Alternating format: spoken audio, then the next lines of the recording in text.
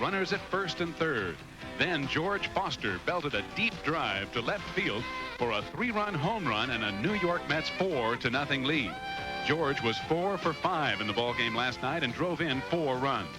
Then after Strawberry had singled and Hubie Brooks was walked, Danny Heap doubled to left to drive in Strawberry, and it was 5-0 New York. Jose Cruz making a valiant attempt on the ball, but it went for an RBI double. That put runners at second and third.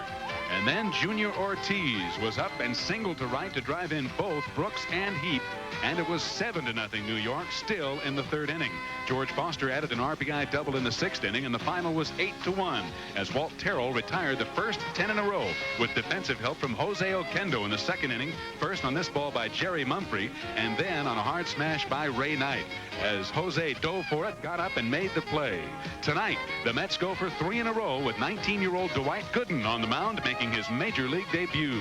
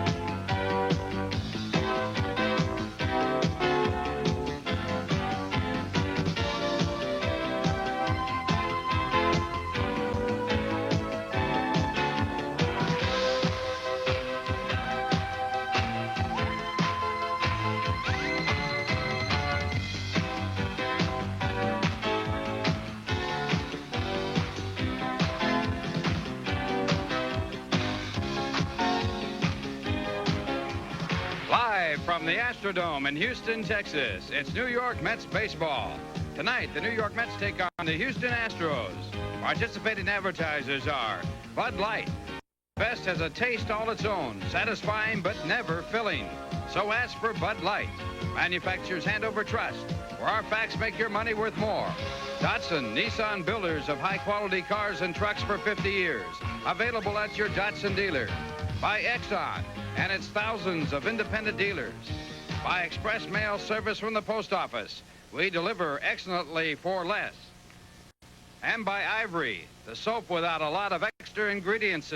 For pure, natural kind of clean, lather up with Ivory. Pitching for the New York Mets is Dwight Gooden with a record of 0-0 and 3.00 in the ERA average for spring training. And pitching for Houston is Bob Nepper with a record in spring training of 3 wins and 1 loss, an earned run average of 3.12. Well, hi, everybody. I'm Ralph Kiner, along with Tim McCarver and Steve Zabriske, and a special night here tonight. A few years back, there was a great picture called A Star is Born, and the Mets are hoping here tonight that Dwight Gooden will be a star here in his first appearance in a Major League uniform. Last year, he won 19 and lost only 4 while pitching in Class A ball. He's trying to make an awfully big jump. So a special event here tonight inside at the Astrodome. Now let's go down to Tim McCarver and his special guest. All right, Ralph Kiner, thank you very much. One of the nice things about this business is often you have a chance to interview nice people. I am standing with Mr. and Mrs.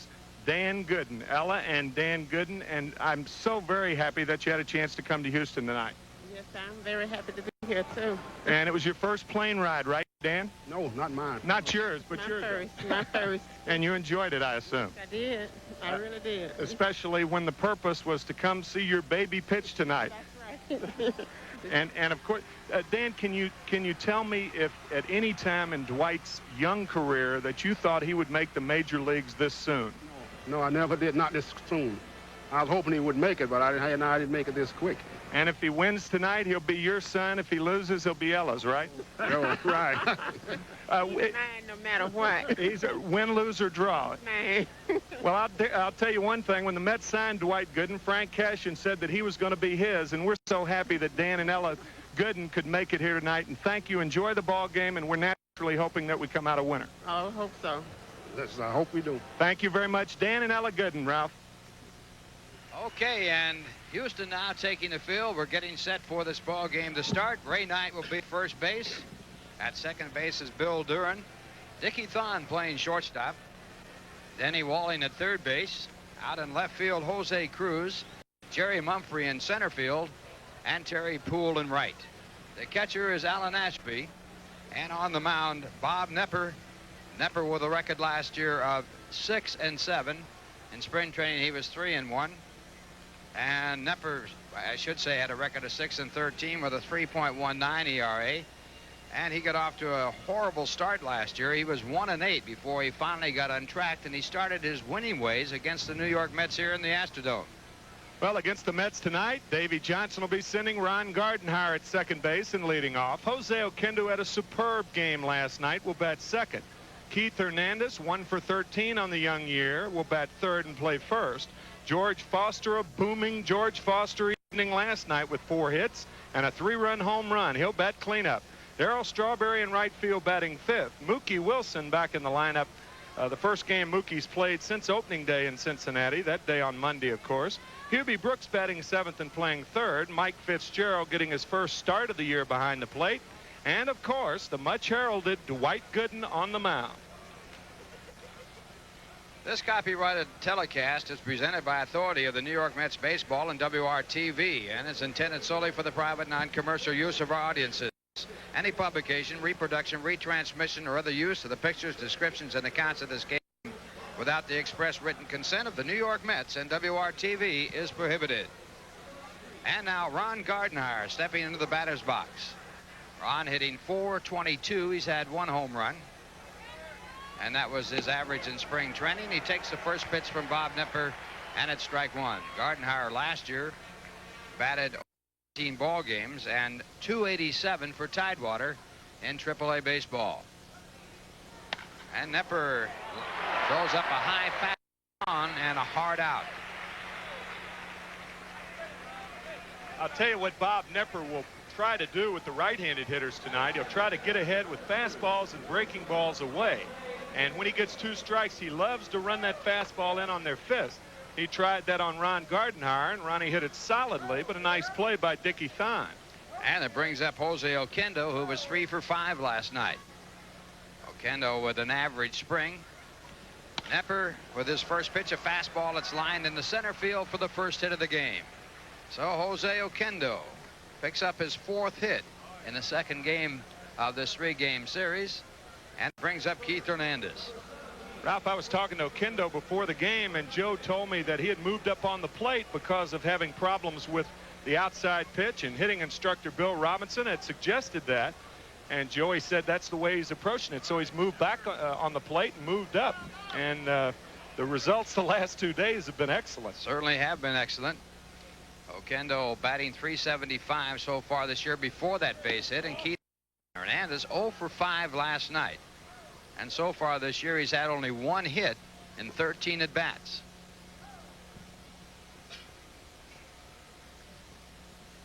Oquendo, good speed, the runner at first base, as we get underway here in the Astrodome. Throw over to first base, Oquendo back. Outside, it's about 60 degrees, the wind blowing around 30 to 40 knots. But here inside, a perfect evening.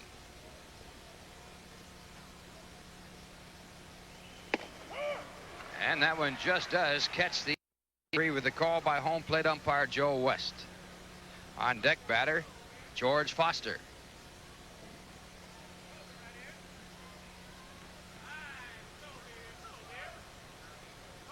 One ball, 1 strike to count. Oquendo running with the pitch, and the ball is fouled off. So Oquendo in motion. Last night the Mets executed 2 hit-and-run plays perfectly. Yeah, Jose Oquendo on the back end of it as the hitter last night. 2 line drives to right field with Wally Backman on first. And now, of course, again, unless the count goes to 3-2. But it's a good time to do it, even though you have a left-hander against a left-hander. Hernandez handling left-handers very, very well. Bobby Valentine, the third base coach, and Hernandez has struck out. So Keith having a tough time getting off on this season. Struck out twice in last night's ball game. And as you very well know, Ralph Kiner, when you're going bad, as Keith is, too early really to go bad, being only the 4th ball game. But the alarming thing, early alarm right now, is that Keith has struck out 6 times. And when you're going bad, pitchers are more inclined to make pitches like that on you, aren't they? They certainly are, and that's one of the reasons why you go bad. They make very good pitches on you, and you also are a little bit mixed up in your thinking at the plate. To where you can't hit the real hanger where you usually hammer that pitch. And now a man who hammered 4 of them yesterday, George Foster, 4 for 5 with a home run and 2 doubles and a single. Throw to first base, and again Oquendo back. Nepper does not have a good move to first base. A lot of left-handers will give you the bad move and then a good move after that. But Nepper has moved over twice with about as good a move as he possesses.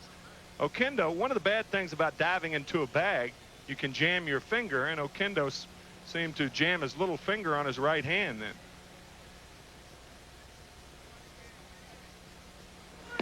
And Foster with a half swing, and it's a strike. Foster, if you'll notice, is using a white bat.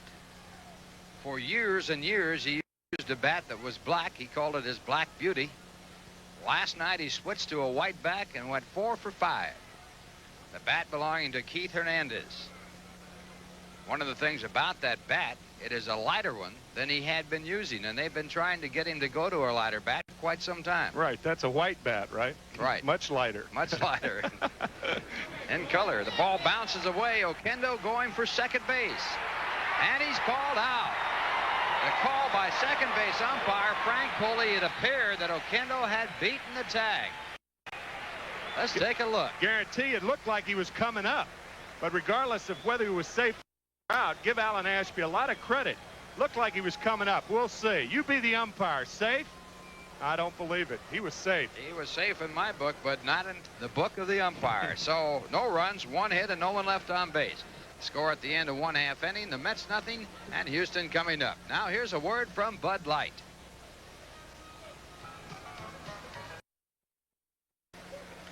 Well, the Mets have taken the field. It'll be Keith Hernandez at first base for the Mets. Keith, of course, the Golden Glove first baseman. At second base, Ron Gardenhire. At shortstop, Jose Oquendo. The third baseman, Hubie Brooks. Out in left field, George Foster. In center field, Mookie Wilson. And in right, the catcher, Mike Fitzgerald. And on the mound, it is Dwight Gooden. The spring training record 0-0 with a 3 ERA. Last year, Lynchburg, he won 19 and lost 4, struck out 300 batters. And he did pitch in the playoffs at Tidewater. He won 2 and lost 1. This Tidewater won the overall playoffs. Dwight Gooden's first Major League lineup that he'll be opposed by Bill Doran, the second baseman, leading off, followed by Terry Poole, the right fielder. Dickie Thon hitting third, followed by Jose Cruz, the left fielder. Jerry Mumphrey, the center fielder, batting fifth. Ray Knight, the first baseman, hitting sixth, followed by Dennis Walling, Alan Ashby, and Bob Nepper. And the first pitch in his Major League career by Dwight Gooden, a ball. Bill Doran in spring training batted .222 with no home runs and 1 RBI, 1 for 4 last night. Fine young second baseman for the Houston Astros. Batted .271 last year. And Gooden's first fast strike, and it's a fastball grounded out to second base. So Dwight Gooden retires his first Major League batter. Yeah, there's no way. Bill Doran now is a second-year man, and there's no way, if I'm a left-handed hitter, that I can't see a strike off Dwight Gooden. I mean, it's his first Major League start. He's got to be nervous. It's human. And for Houston for the hitters to go up there and hack at the second pitch without seeing a strike, I think is foolish. And a .268 hitter in spring training, Terry Poole, steps in. Poole 1 for 4 last night. Good hitter against the Mets. And the fastball for a strike. Poole hit .326 against the Mets throughout his career. So far this year, he's hitting .333. And again, the fastball and strike 2. Dwight Gooden, the 9th teenager to play for the New York Mets and the 3rd youngest pitcher the Mets have ever had. Jim Bethke was 18, the youngest, then Jerry Hensley, and now Dwight Gooden. Dwight is the youngest player in the National League, 19 years of age. Good live fastball there, and that's 1-2 as he misses the strike zone. And the Mets also have the youngest non-pitcher in the National League on the field. That's only 20. It's short. Did he swing? Home plate umpire said no. It's Joe West behind the plate. And the count at 2-2. See Mike Fitzgerald there behind the plate. He caught Dwight Gooden in 3 games in which Gooden pitched last year for the Tidewater Ball Club. Fastball again grounded to the second base side. Gardenhire has it, and 2 men away. Gardenhire playing second base with a left-handed pitcher pitching. Wally Backman generally plays second base with a right-hander pitching, and it brings up Dickie Thon. Thon, the spring, hit .260, drove in 8 runs. 1 for 4 yesterday, and batting .417 for the year. And the first curveball. It's called a strike. So Gooden comes in with the curveball and gets a strike, and Dwight's parents watching, intently watching. Dan and Ella Gooden from Tampa, Florida, flown in at the Mets' expense tonight. Nice gesture. And a good fastball in a good location. It's strike 2.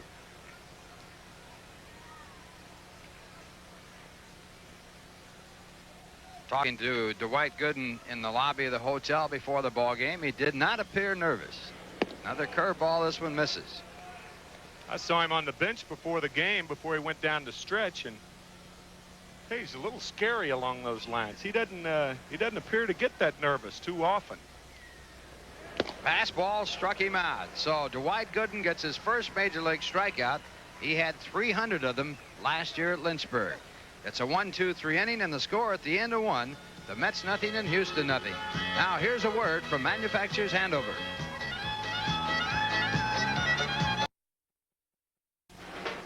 No score. We're going to the top of the second, and George Foster, the leadoff. If you recall, he was at the plate when Okendo was called out attempting to move on down to second base, and the pitch that got away from the catcher. So a new count for George Foster, and he pulls the ball foul for strike 1. Tell you, Ralph, some glowing reports from the Houston players in this morning's Houston Chronicle about the game last night. I thought it was some of those players were well spoken when they were talking about the new Met look. They said the ball club appeared to be a more aggressive club this year, and I think they're right.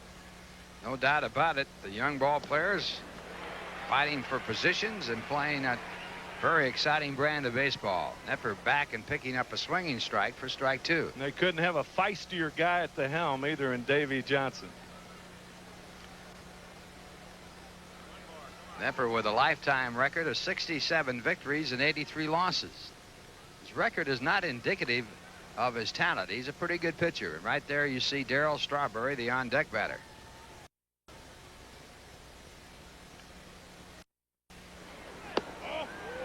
Misses with a breaking ball, and the count 1-2. That's that slider he was working on last year. He added to that when he got off to that horrendous start that you mentioned earlier, 1-8 by June 1st. He will kind of cut his fastball. He loves to come inside with the heat on this situation, but they're going to go away, I see. Turned it over a little bit. Took something off, reacting a little bit like a screwball, and the count at 2-2. Mookie Wilson will be hitting behind George Foster. You look at Davey Johnson peeking around the corner. This one popped up. It's up there, but playable. Jose Cruz, the left fielder. So Foster way out in front hits a high towering fly ball to left. 1 away here in the top of the second. No score, and it brings up Darryl Strawberry. Strawberry a fine spring, as you see. 354 with 2 home runs. 1 for 5 last night.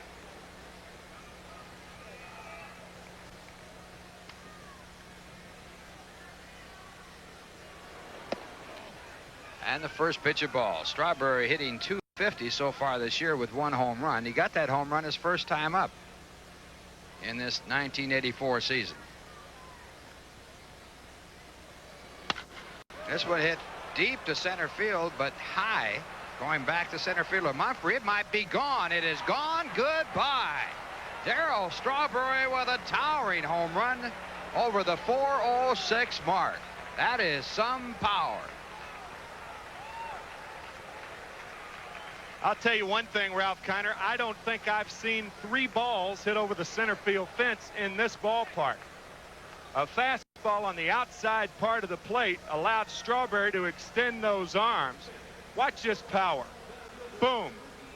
And I, like you, thought that that ball was going to be a routine out, and that's the difference between a guy as strong as Strawberry popping that ball. I'm telling you. I'll tell you, that's the difference between a great home run hitter and a fellow who just hits a few. That's right. And now Mookie Wilson grounding his first pitch. It's foul. A lot of power in that swing right there, folks. I think Darryl might have been the only guy who thought the ball had a chance because he's the one who thumped it. Well, Darrell's the type of hitter that when the ball goes in the air, it keeps on carrying. Not many like that. Jimmy Fox would be one that I can recall in a hurry. One of the greatest home run hitters of all time. Mookie hit 276 last year, and he takes a ball. 1 ball, 1 strike. So Darryl Strawberry, after having a tough night last home run here tonight. And Mookie checks on the swing, and he does check as first base umpire. Doug Harvey said no swing. That, by the way, the first home run that Darryl Strawberry has hit in the Astrodome. That leaves him only Dodger Stadium. Ground ball right back to Bob Nepper. And Nepper over to first base for the out. He has homered in every National League park but Dodger Stadium. Of course, he probably did his poorest against the Dodgers last year. In his hometown. Mm-hmm. And there probably is a good reason for that. All those fans out there looking on, and he's trying too hard. Here's Hubie Brooks. Hubie 1 for 3 last night, batted .391 this spring with some power. And he takes a fastball. Last year, Hubie batted .251 with 5 home runs. Mets leading 1-0 on Strawberry's home run. And this one, a high fly ball to left center. Jerry Mumphrey, the center fielder, making the call and making the catch, and that retires the side. So the home run. Oh, no one left on base, and the score at the end of 1.5 innings, the Mets 1, Houston 0. Now here's a word from Bud Light. Well, Darryl Strawberry putting the Mets on top with a home run, an Academy Award home run. This one really hit a towering fly ball to deep center, drifting back to center fielder Jerry Mumphrey over at the 406 mark. You know, all this week, as we look at the swing again of Darryl Strawberry, what power. All this week, every movie on Channel 9 is an Academy Award winner. Tomorrow afternoon at 1 o'clock, Kirk Douglas with Sir Laurence Olivier and Gene Simmons star in Spartacus here on Channel 9 as we salute Oscar. And saluting Tim McCarver as he comes in for the play-by-play. All right, Ralph Kiner, thank you very much. Jose Cruz leading it off for the Astros here in the second inning. Takes a fastball high from Dwight Gooden, who has a 1-run cushion here in the second. Darryl Strawberry with his second home run of the year.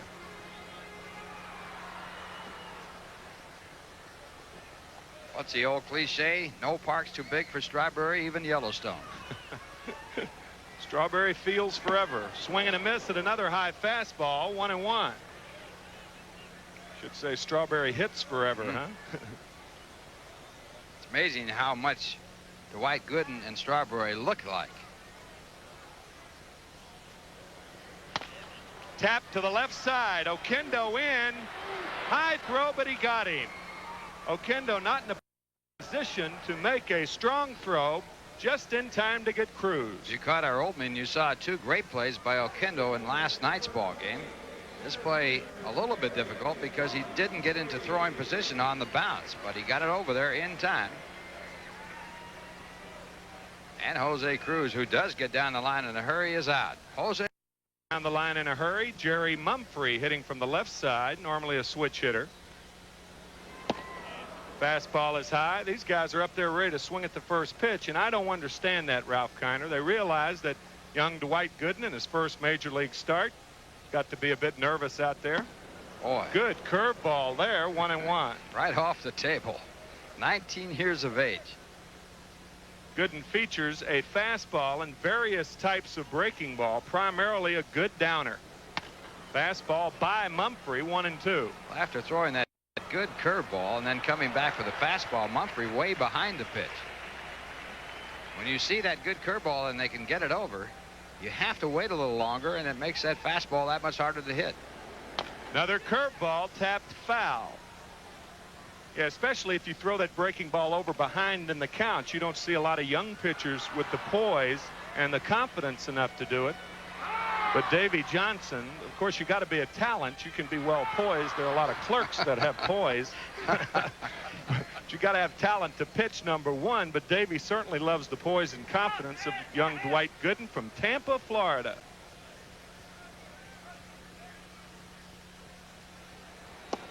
Fastball is low, 2-2 to Jerry Mumphrey. Gooden likes to be called Doc.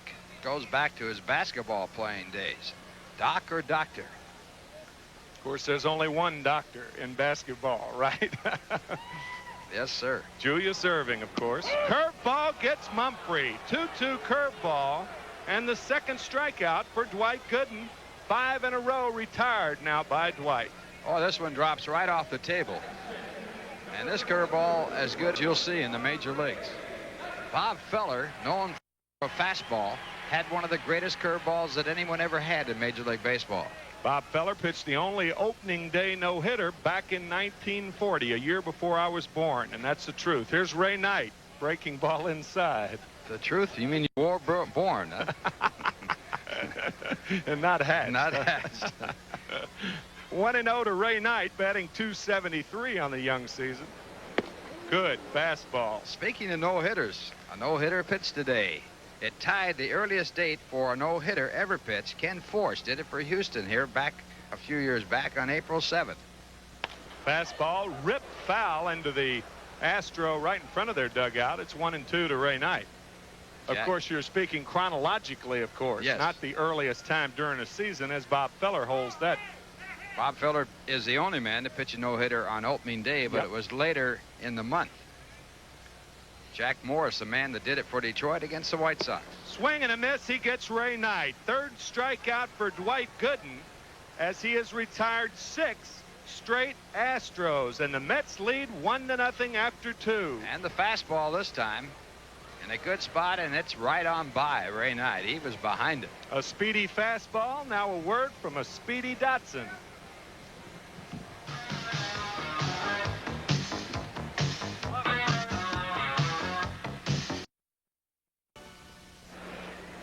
Mike Fitzgerald leads it off for the Mets here in the top of the 3rd inning. The Mets lead 1-0. Fastball from Bob Nepper misses outside. 1-0 to Fitzgerald in his first at-bat in the '84 season. His first at-bat in the major leagues, he hit a home run. And against the Phillies and Charlie Hudson last year at the Vet in Philadelphia. Fastball is outside. 2-0. There you see the 2 stars of the Mets. They certainly look alike. Certainly had a lot to say about this game so far. Gooden has retired 6 in a row, and Strawberry with his home run knocking in the only run. Base hit up the middle for Fitzgerald. So Mike Fitzgerald on there. Mike did not have a good spring as far as his hitting was concerned. And Dwight Gooden, not only is this his first game, this may be his first professional at bat. Probably is. High school, they use the DH in most of the places that they play baseball. Let's see what kind of a swinger he is. He's a good athlete, so he might be a good hitter. As you mentioned, an outstanding basketball player in high school. Probably up there bunting, and he is. And bunted it hard. Foul down toward the third base coaching box, retrieved by Bobby Valentine. This might be the first time he's played on AstroTurf, too. Uh-huh. And also inside. Yeah. You can bet on that now. All of them. As a matter of fact, I think that he told me that he has played on AstroTurf before. He has played on it in the minor leagues. I think one of his in the league in which his team last year, the Lynchburg Mets, were in. I think one park had AstroTurf in it. Mike Fitzgerald talking to Bill Robinson to see if anything's on. 0-1 to Gooden. Throw back to first. It's a good way to keep that runner close and not allow the runner, a good base runner, to steal second base if the first baseman breaks too soon. And Gooden swinging with the charging Ray Knight. Also in tight, Denny Walling, the third baseman. Well, having him swing away there would indicate that Dave Johnson thinks he's a good hitter. This was not a missed sign. No, a pretty good cut, as a matter of fact. A little behind it, but pretty good swing. 0-2 to Gooden. Breaking ball high. 1-2 to Dwight. Bob Nepper, 6-7 lifetime against the Mets. He was 1-0 in 1983, shutting out the Mets July 15th of last year. Breaking ball, nicely fielded by Walling. Over to first. It's a double play. A nicely turned double play around the horn. 5-4-3. And this ball hit hard. Walling has to make a fine backhand play. He makes the turnaround pivot. And Gooden, hustling down the line at first, makes it close. But he is called out. It's a double play. Not too bad. As he hits into a double play, well, that's not too good, but it was hit well. Yeah, the results weren't good, but it certainly was a good start. Dwight hit that well, and only a fine fielding play by Denny Walling was responsible for turning a double play. Here's Ron Gardenhire, who lined out to short his first time up. Takes a fastball strike. 0-1 to Ronnie. Ron 1 for 7, playing second base tonight for the first time this year in a starting role. He has played second, but only for defensive purposes, relieving Wally Backman. There's a curveball strike. 0-2 to Ron Gardenhire.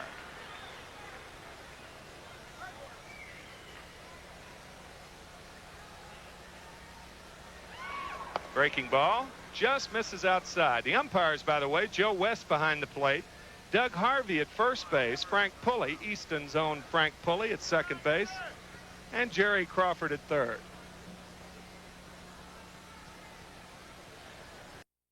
Just misses. Did he go? No, says first base umpire Doug Harvey. And the count's 2-2 to Ron Gardenhire.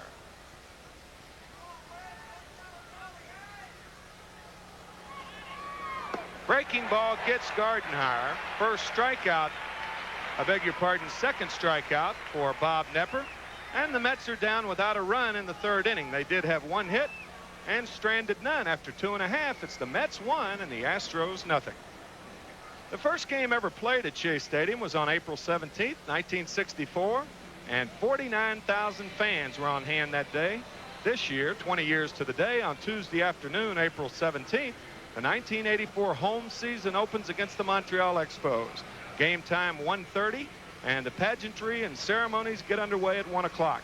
Don't forget, it's also the first day of calendar week, and all fans who attend the game will receive the full color calendar courtesy of the Mets and Getty Oil. The wall calendar contains photos of your favorite Mets, as well as the schedule and interesting historical information about the ball club. So plan to be on hand for the home opener Tuesday afternoon, April 17th at Shea, the Mets and the Expos at 1:30. You can buy tickets at the advanced ticket window at Shea through Ticketron or Teletron, or call 212-507-TIXX. And please call Monday through Friday during business hours 9 through 5. And the Honorable Mayor Edward Koch will throw out the first ball when the Mets open their home season on that Tuesday, April 17th against Montreal. Game time at 1:30 p.m. And it will be exactly 20 years to the day that Shea was opened. And the Mets will recreate the first pitch ever at Shea. Coming back for the occasion will be Mets battery, the pitcher Jack Fisher, and the catcher Jesse Gonder. And the leadoff man in that game, a Pittsburgh Pirate man by the name of Dick Schofield, and the umpire will be Tom Gorman. All right, Ralph. Yes, sir. Dick Schofield's son is now the shortstop in the California Angels chain, and may see some action this year with the curtailed play of Rick Burleson, who is now undergoing more problems with that torn rotator cuff. Here's Denny Walling to lead it off. The Mets lead 1-0. Gooden has retired 6 in a row. Fastball is high, 1-0.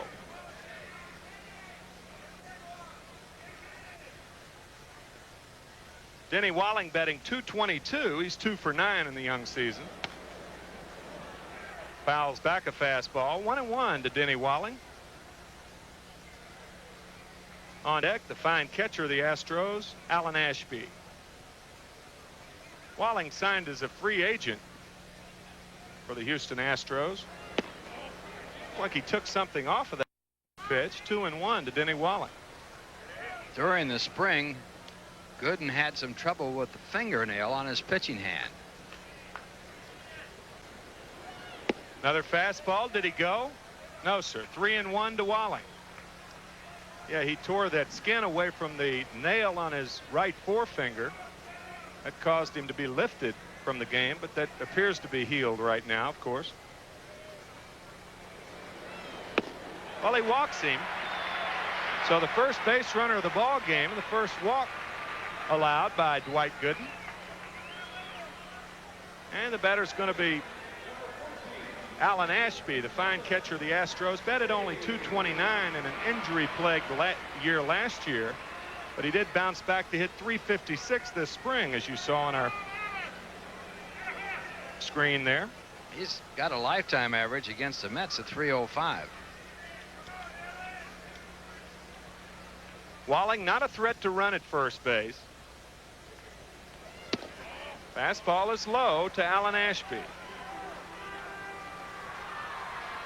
Ashby had 8 home runs last year. His high, career high, was 12 2 years ago.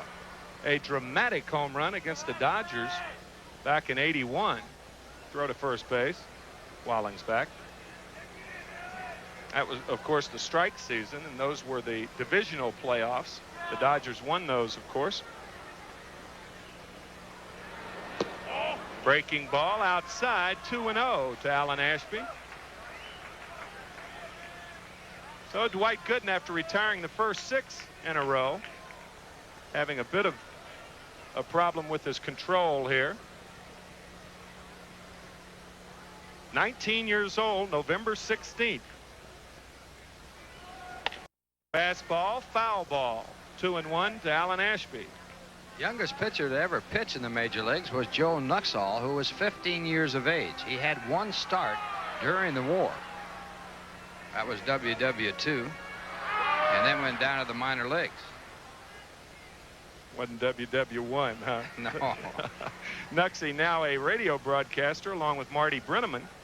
We just left Joe Nuxhall, the old left-hander, in Cincinnati. Swing and a miss. 2-2 to Alan Ashby. And Ashby helped him out there. That ball definitely out of the strike zone. It's up too high for a strike, but the volume of the ball just too much for Ashby on that pitch. Yeah, you don't have much of a chance to think about it. Hitting is an extraordinarily difficult art. If you do it 3 out of 10 times successfully, then you're a good one. There goes Walling, breaking ball, and Walling has himself a stolen base. Breaking ball was outside to run the count to 3-2, but Denny Walling, a nifty piece of base running. This could have been a strike. I don't know if it was outside. It might have been, but the throw on down by Fitzgerald, the catcher, way high and offline and not in time. So Walling gets a stolen base. So much for that. He wasn't a threat to run. I guess everybody's a threat, just like everybody's dangerous with a bat in their hands. And Ashby fouls it back, still 3-2. I did say that. That's right. Just want to keep everything up above board. That is correct. Bob Knepper, the on-deck batter, and he is a good hitting pitcher. 3-2 to Ashby. Nobody out. The Mets up by a run on a home run by Darryl Strawberry. Line drive, base hit, left field. Hubie Brooks jumped for the ball but couldn't come up with it. And Walling, because he had to hold up to see whether the ball was caught or not, only could go to third. So the Astros have runners at first, third, nobody out. Well, Gooden makes a good pitch right here. He jams the batter, but it's sliced just over the head of the third baseman. They all count, and they all look like line drives in the newspaper the next day.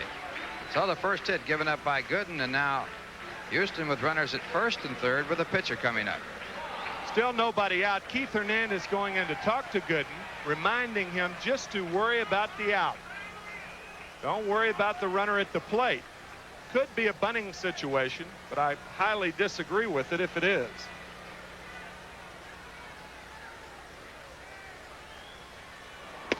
Swing and a miss. 0-1 to Nepper.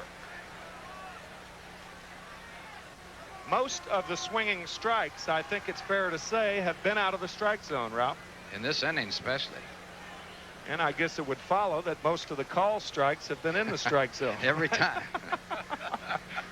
Brilliant deduction by 2 ex-major leaguers. Very good logic. 0-1 to Nepper. Swing and a miss. Another high rider. 0-2 to Bob Nepper. Infield and double play depth. Hernandez holding on Ashby at first, who is not a threat to steal, as you see your infield there. I think Keith ought to be behind any place, but of course I said Walling wasn't either, right? Well, Ashby's a lesser chance to steal. Swing and a miss. He got him. 4th strikeout for Dwight Gooden.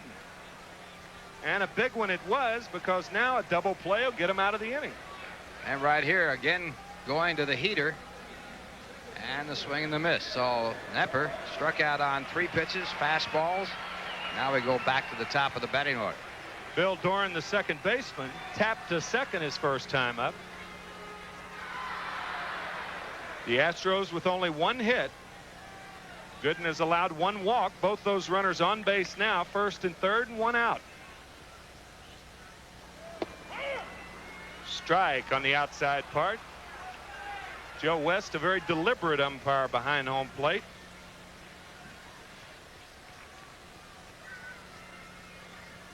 Doran is very, very tough to double. He runs extremely well, especially from the left side.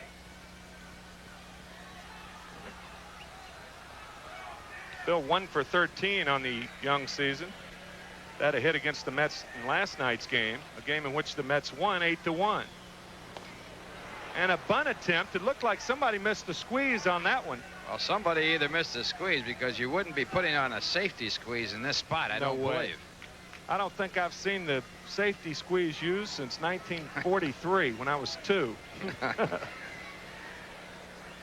Now the runner at 3rd base is being talked to by the 3rd base coach, which is sort of an indication that somebody didn't get the sign, and that'd be Dennis Walling. And the 3rd base coach, Dennis Menke. Don Leppert, the 1st base coach for the Astros. 0-2 to Doran. Ooh, good pitch. He fought it off and stayed alive.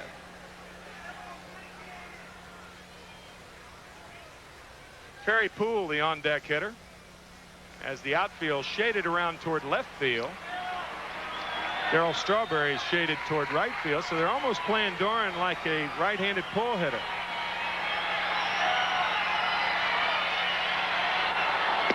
Swing and a miss. He got him. Oh, what 2 strikeouts they were. First the pitcher, Bob Nepper, and now Doran, the second baseman. And he gets him with a fastball, a high fastball in a perfect spot, and Doran just tied up on the ball.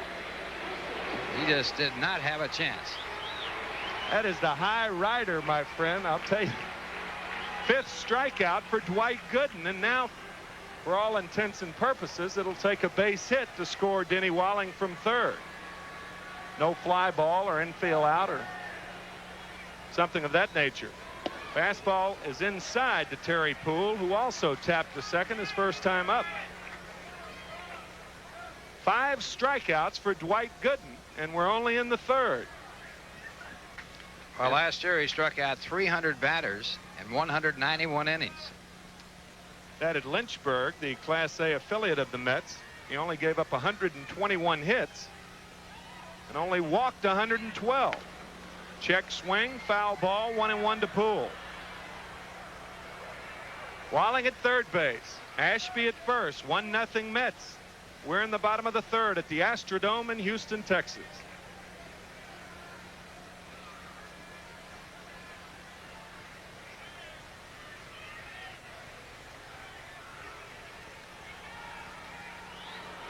Swing and a miss. 1-2 to Poole.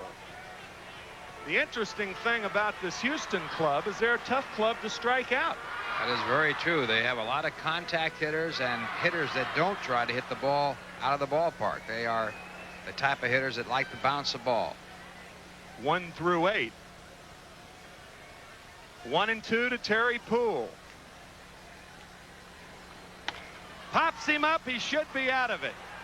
Jose Oquendo squeezes it, and what a job by Gooden. With runners on first and third and nobody out, Gooden came back. He struck out Bob Nepper and Bill Doran and got Terry Poole on a pop. And the Mets lead 1-0 after 3. Now here's a word from Bud Light. Whew. Top of the 4th inning for the play-by-play, Steve Zabriske. Thank you, Timmy. Jose Oquendo to lead it off here in the top of the 4th. The number 2 man in the batting order to face Bob Nepper. Jose single to center his first time up. And he squares but takes a strike on a breaking ball. 1-0 New York. 1 run on 3 hits, no errors for the Mets. No runs, 1 hit, and no errors for the Astros as Dwight Gooden has struck out 5 through the first 3. 1-1. Steve, you notice how close Jose Oquendo is to the plate? Last night, the home plate umpire, who was Jerry Crawford, told him to move up on the plate, but look how close he is. He is much, much closer to the plate than he was last year. And his stance is a little different, too. He's closed his stance. He's closed and a little bit more with the weight on the back foot. There's certainly nothing wrong with that. See, he's almost out of the box right there. See that right foot? And he'll edge that foot back, as you see there. Of course, he's hitting .444 right now. I guess it's working for him. I told him before the game what he ought to do is what Clemente used to do. He came up to the plate and he wiped out the back line, and you couldn't tell where he was standing. you see other hitters doing that. Sure. Guys who like to stand deep in the box. Sometimes the umpire will take their bat away from him and draw a line for him. Breaking ball fouled off, and the count holds at 1-2. Now that's supposed to be 35 inches from the front of the plate. That's the back part of the batter's box, but that, like a lot of rules in baseball, are overlooked on more than one occasion. You never know for sure if those lines are drawn properly before the game begins. Each ballpark is different, too. And a ground ball to third. Denny Walling gets a nice hop and makes a good throw, and there's one away here in the 4th. Here's the last out, recorded by Dwight Gooden in the 3rd inning. And watch Dwight Gooden's parents' reaction after Jose Oquendo makes the catch. All right. Dan and Ella Gooden watching their first major league game, flying in from Tampa, Florida. And there's the man of their hour, every hour. That's right. As Mrs. Gooden says, he's my baby whether he wins or loses. That's right. Keith Hernandez fouls off the first pitch for strike 1. Hernandez struck out his first time up, hitting .071 on the year. Keith hit .297 last year between St. Louis and the Mets.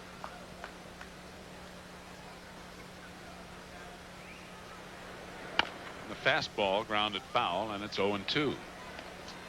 Mrs. Gooden tickled me during our interview before the game. She told me that it was her first airplane flight, and I remember my parents' first flight was to New York City for the '64 series, a series in which I participated. So see their baby play.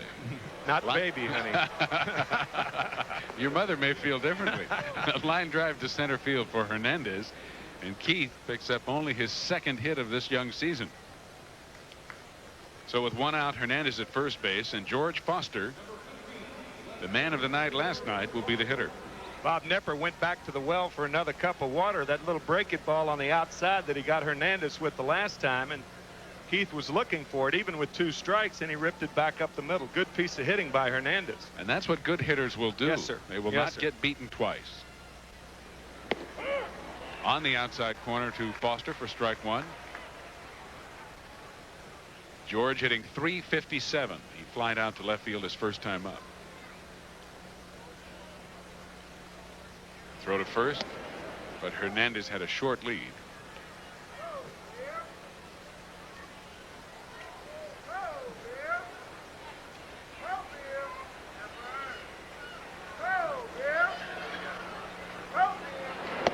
Almost hit Foster. It's 1-1. That's what Nepper likes to do, and you have to do that on George. The difference is about 3 ounces. George dropping down to that 32-ounce bat, foregoing that black beauty he's been using. Off-speed pitch misses. 2-1. Tell you what, you got a lot of third basemen in the league telling their pitchers all the time, do not throw inside changeups to George Foster. My glove is not big enough to protect me. Denny Walling at third is playing relatively deep. Another throw to first. This time Hernandez, who was near the cutout of the turf, has to dive back.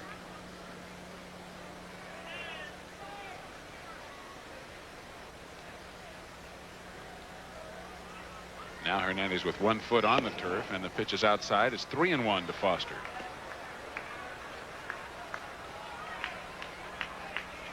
George will take a little time now.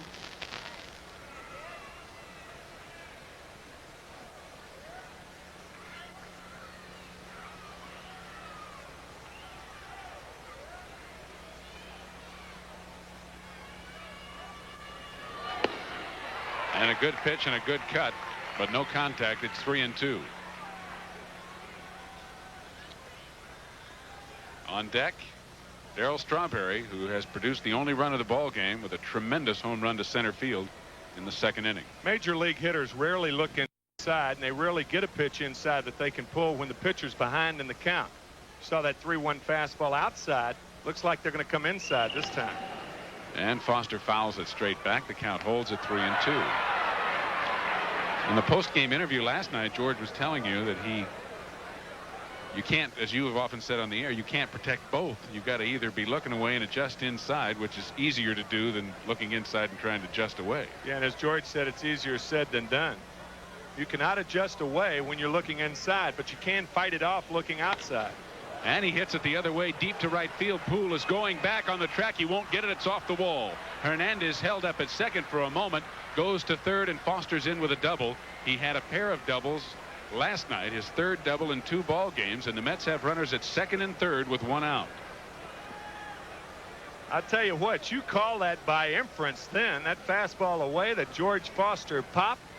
Now check the last time Darryl Strawberry was up, a fastball away, and he gets under it. What appeared to be a routine out, not a routine out, but a deep out, is Darryl Strawberry's second home run of the year. It's going to be interesting to see if they pitch to him here, even though it's lefty against lefty. That's a good point. First base is open, only 1 out. Strawberry has proven that he can hit left-handed pitching. 4 home runs off left-handers last year. So now a total of 5. And they are going to pitch to him. And it's inside. I would imagine that they will pitch to him very carefully, however. Well, it's an interesting situation because you got Mookie on deck who strikes out a lot, but if he makes contact, he doesn't get doubled up a lot. So we'll see. Another breaking ball. This one's in there, and it's 1-1. Infield playing in all the way around. That's kind of interesting also, because a ball that gets through there with them playing in, 2 runs score, not 1. We're only in the 4th inning. And a ground ball to second. Hernandez is not coming home, and the throw goes to first, and there are 2 away. I don't agree with that. I don't either. I say you send the runner anytime you have in a tie ball game, anytime you're ahead, anytime unless you're 2 runs down. Runners at second and third, you send the runner from third base, because the very worst that can happen is you end up with runners at first and third and 2 out, which would have been the case there. So they nail Hernandez at home. Well, then at least you're taking a chance on scoring a run in the process of making the out at home. And there's always the chance that the ball could be thrown away or mishandled or something. Certainly. I mean, it's not a bang-bang play. No play to a catcher is bang-bang. And you've got to tag the runner, too. There's no force. Breaking ball to Mookie Wilson, misses. 1-0. Wilson grounded back to the pitcher his first time up. Mookie hitting an even .400, although he hasn't been up very many times. He missed 2 ball games with that shoulder problem.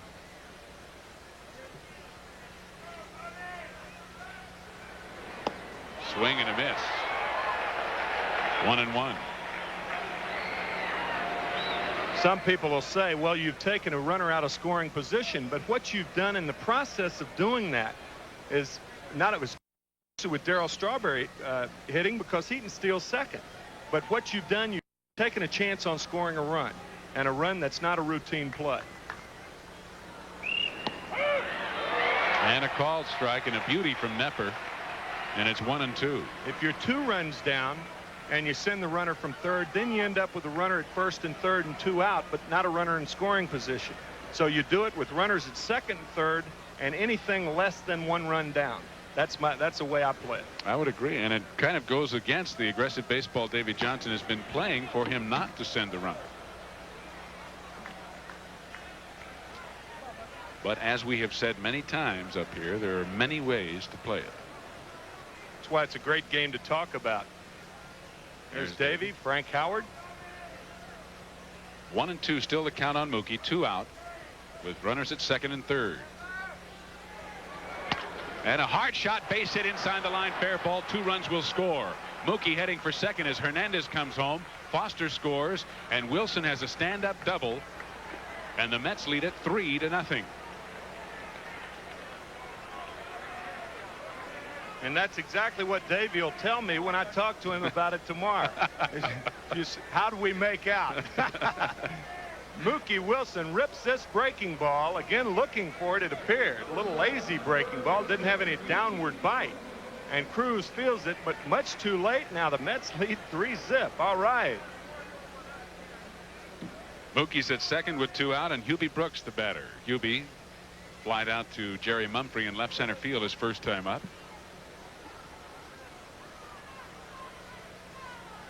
Batting .250 on the year. And another shot, this one handled by Walling. And the inning is over, but the Mets pick up 2 runs on 3 hits. No errors and 1 man left on base. In the middle of the 4th inning from the Astrodome, it's the Mets 3 and Houston nothing. Now here's a word from Manufacturers Hanover. Well, fans, we want to remind you as you look at Darryl Strawberry that Strawberry Sunday will take place on the first Sunday of the season at home, April 29th, when the Mets meet the Phillies at 1:30 in the afternoon. All fans will receive a free Strawberry Sunday in a salute to Darryl Strawberry, the 1983 National League Rookie of the Year. So come on out to shave for Strawberry Sunday. And if you like, we'll give you all the Goodens on it.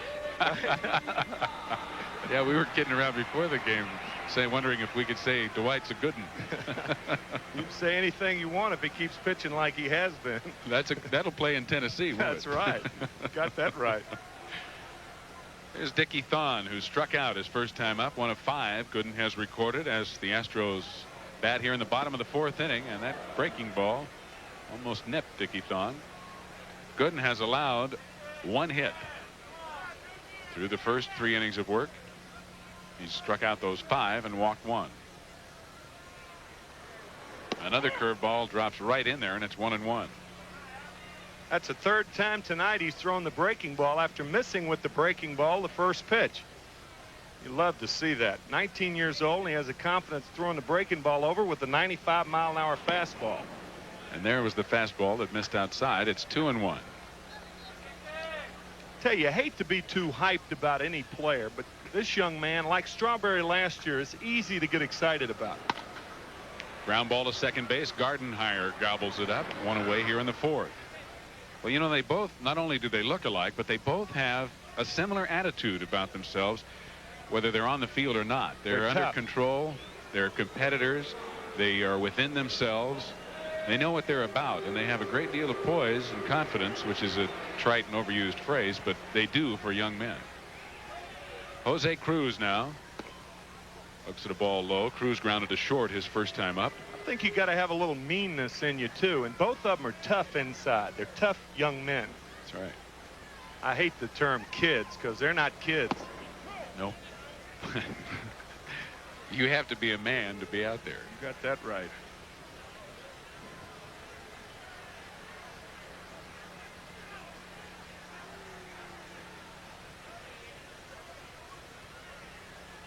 Two balls, no strikes to Jose Cruz. And 3-0.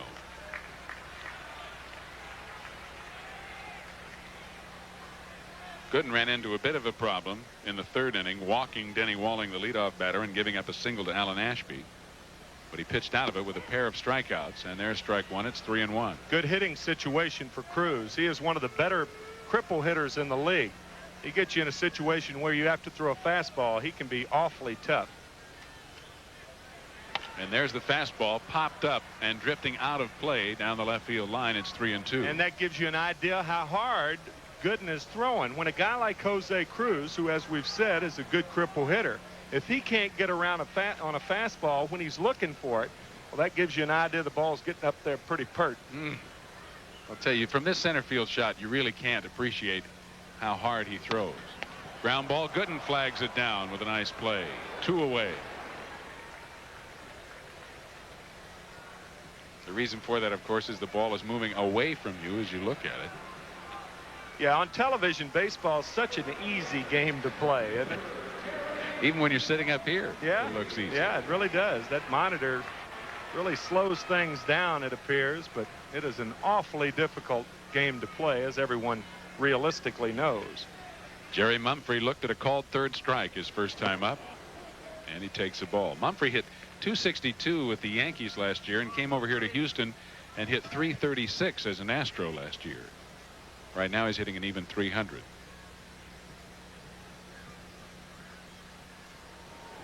Fastball fouled away, and Mumphrey couldn't get around on it. Don't get around much anymore.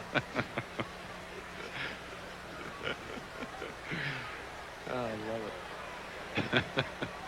It is a great song. Don't hurt it though. Maybe I should say it. Is that what you're saying?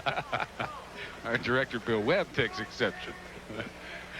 1 ball, 2 strikes on Mumphrey. 2 out, nobody on here in the bottom of the 4th inning with the Mets leading 3-0.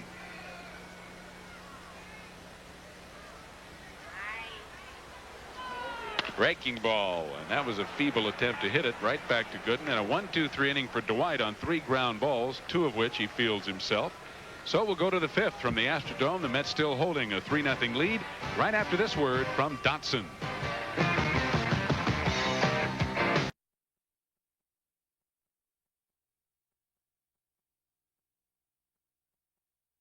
Tonight at 7 o'clock, we'll be right back at you here on WOR-TV as Mike Torres, the opening day starter in Cincinnati, will go against Joe Niekro.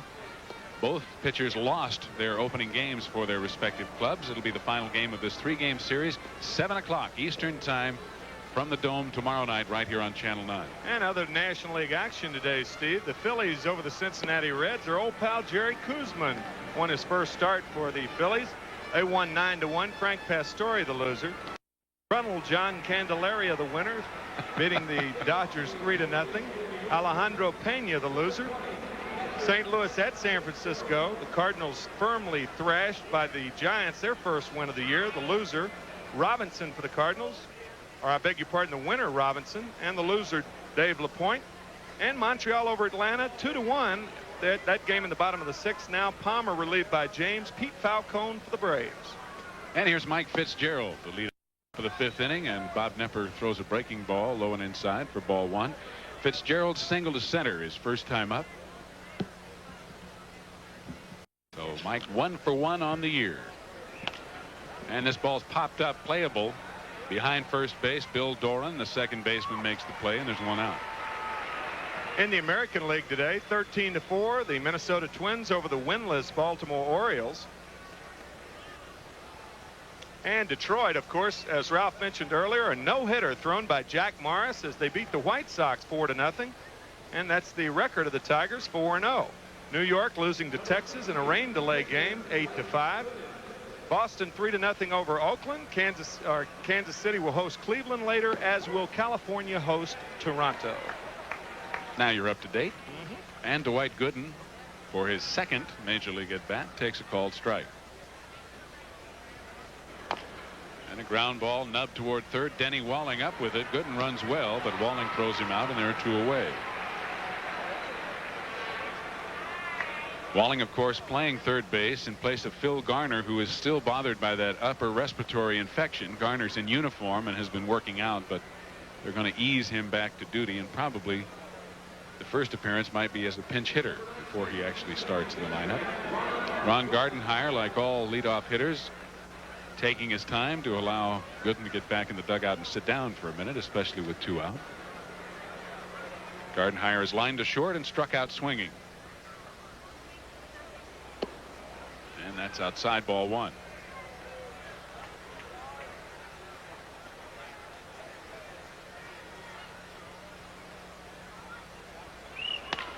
Right back up the middle, base hit to center field as it gets through both The shortstop Dickie Thon and the pitcher Bob Nepper, a 2-out single for Ron Gardenhire. Tell you, that's the way Pete Rose has made his living over the last 22 years. Right back through the originator, he used to say. And that one back right between the wickets of Nepper and Ron Gardenhire on first base. Pete Rose, by the way, will be with those Expos when the Mets host them April 17th, Tuesday. Yep, 3-game series. A brief homestand. The Mets go back on the road after that, so be there. Pop fly to center field by Jose Oquendo. Mumphrey drifting in, and the inning is over. A hit and no runs, but the Mets still lead the Astros in the middle of the 5th inning, 3-0. Back at the Dome after this word from Exxon. As we go to the bottom of the 5th inning, we want to remind you of a Channel 9 special presentation. Brooke Shields and Lee Majors host Your Choice for the Film Awards, the People's Choice for this year's Academy Awards, tomorrow afternoon at 5 o'clock, right here on Channel 9. And we're in the bottom of the 5th inning. The Mets have a 3-0 lead. Dwight Gooden, in his first major league start, has allowed 1 hit. That an opposite field jam job by Alan Ashby back in the 3rd inning. He has walked 1. He has struck out 5. The walk and the base hit, the only Astros to get on base. The defense has played flawlessly behind him. And the batter, Ray Knight. Ray, a strikeout victim back in the 2nd inning. Ray batting .250 on the year. 4 for 16. Ray Knight, another one of the Astros who's felt the effects of this virus that's going through the ball club. 19 players on the Astros have had symptoms of the flu. Fastball strike inside part, 0-1.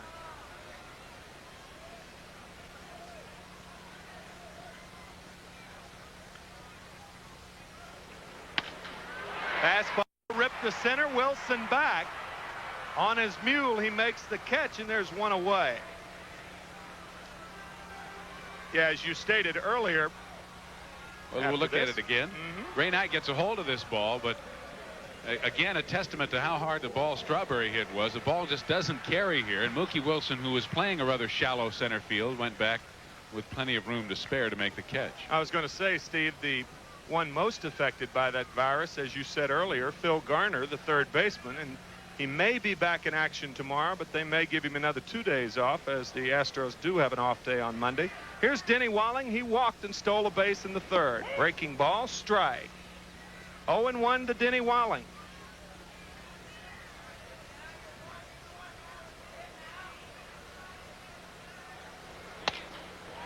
Line drive, left field, almost a carbon copy of the first hit by Alan Ashby. 2nd hit of the ball game for the Astros, both being singles. Well, they're still not getting around on Gooden's fastball, but here, at least this time, Walling got the fat part of the bat on it as opposed to Ashby's jam job, but he still has to hit it the other way, a looping single to left.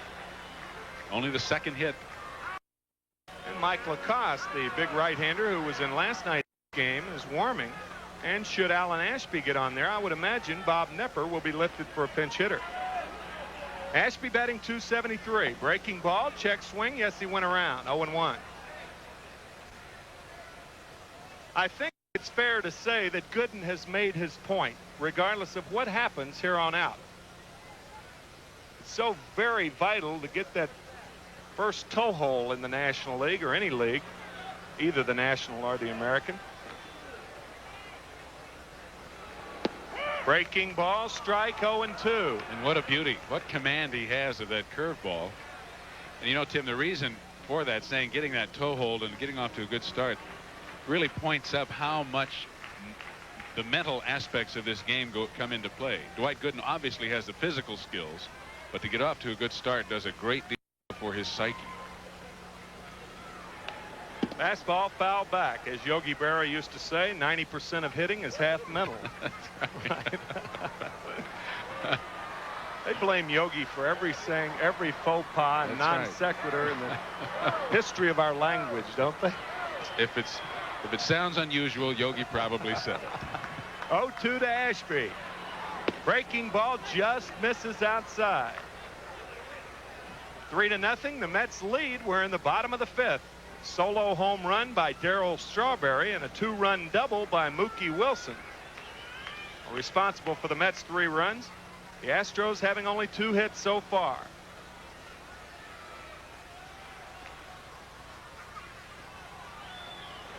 Fastball misses inside, 2-2. As we said earlier, look at Harry Spillman, who may be the hitter in case Alan Ashby gets on.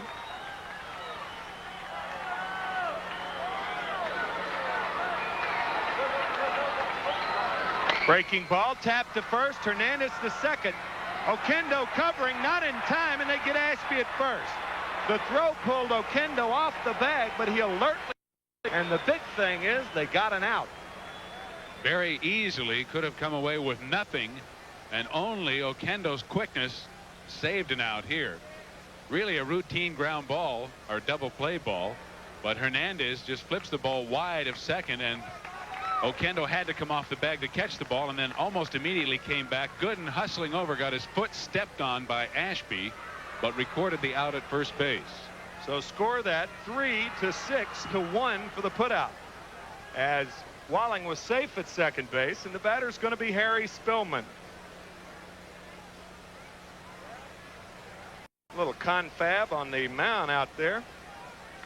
Spillman's, excuse me, Timmy, Spillman's been up 1 time so far as a pinch hitter without a hit this season. Manager Davey Johnson looking on, along with hitting instructor Bill Robinson. Spillman was 13 for 78 for a 167 average last year, primarily as a pinch hitter.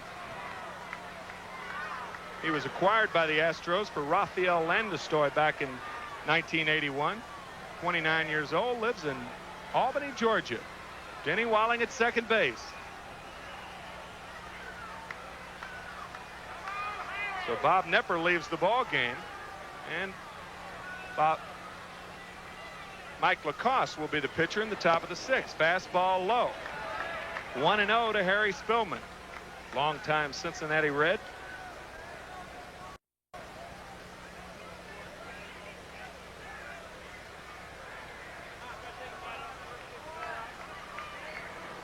Fastball is high, 2-0. That's why when you go out and you're facing a new hitter, just go out with a guy like Gooden and say, throw the ball right over the plate. Look for the heart of the plate. With that fastball you got, don't try and be too cute. That's right. This guy's coming off the bench cold. Fastball is high, 3-0 to Spillman with Bill Doran on deck.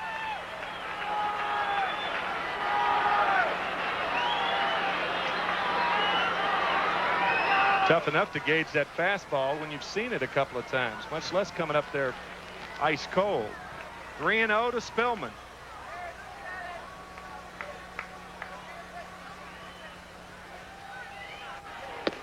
Fastball misses. 4 straight balls to Spillman, and Dwight Gooden gives up his 2nd walk of the evening.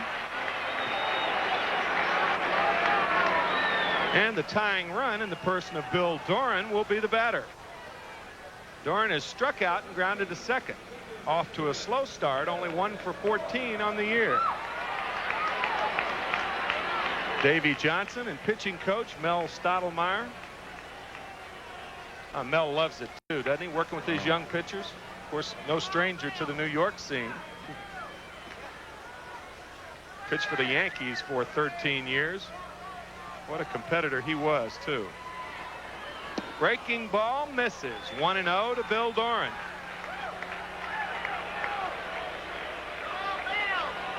Astros have runners at first and second. There are 2 out, but the Mets have the lead 3-0. We're in the bottom of the 5th.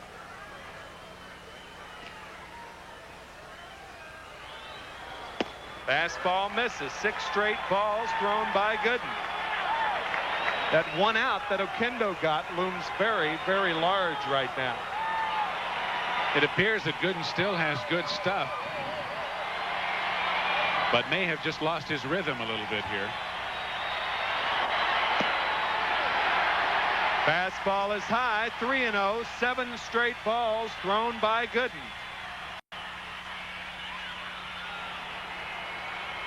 The dugout is bustling The Met dugout, that is.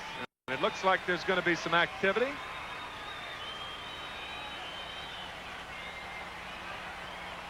Junior Ortiz, the catcher, going down to warm up. Dick Tidrow. There's Dick. 3-0 to Bill Doran. Gooden will try to come back on him. No way he'll be hitting here. There's the strike. 3-1. Now you can look for him to hack. You're hitting, partner. Look up here. We'll let you know. That's right. Don't bother looking down at Dennis Menke. That's right. You're hitting. You have a child on second base.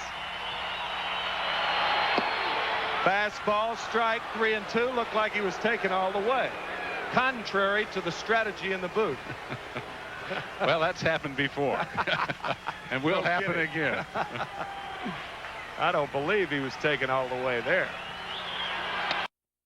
Line drive, left field, base hit. George Foster over to cut it off. And he cut it off nicely because he saved another run as Harry Spillman pulls into third. And it's now a 3-1 ball game. Bill Doran delivers. An RBI single to left field as Spillman moves to third. Only Doran's second hit of the year. Fastball again away, and Doran going the other way with it.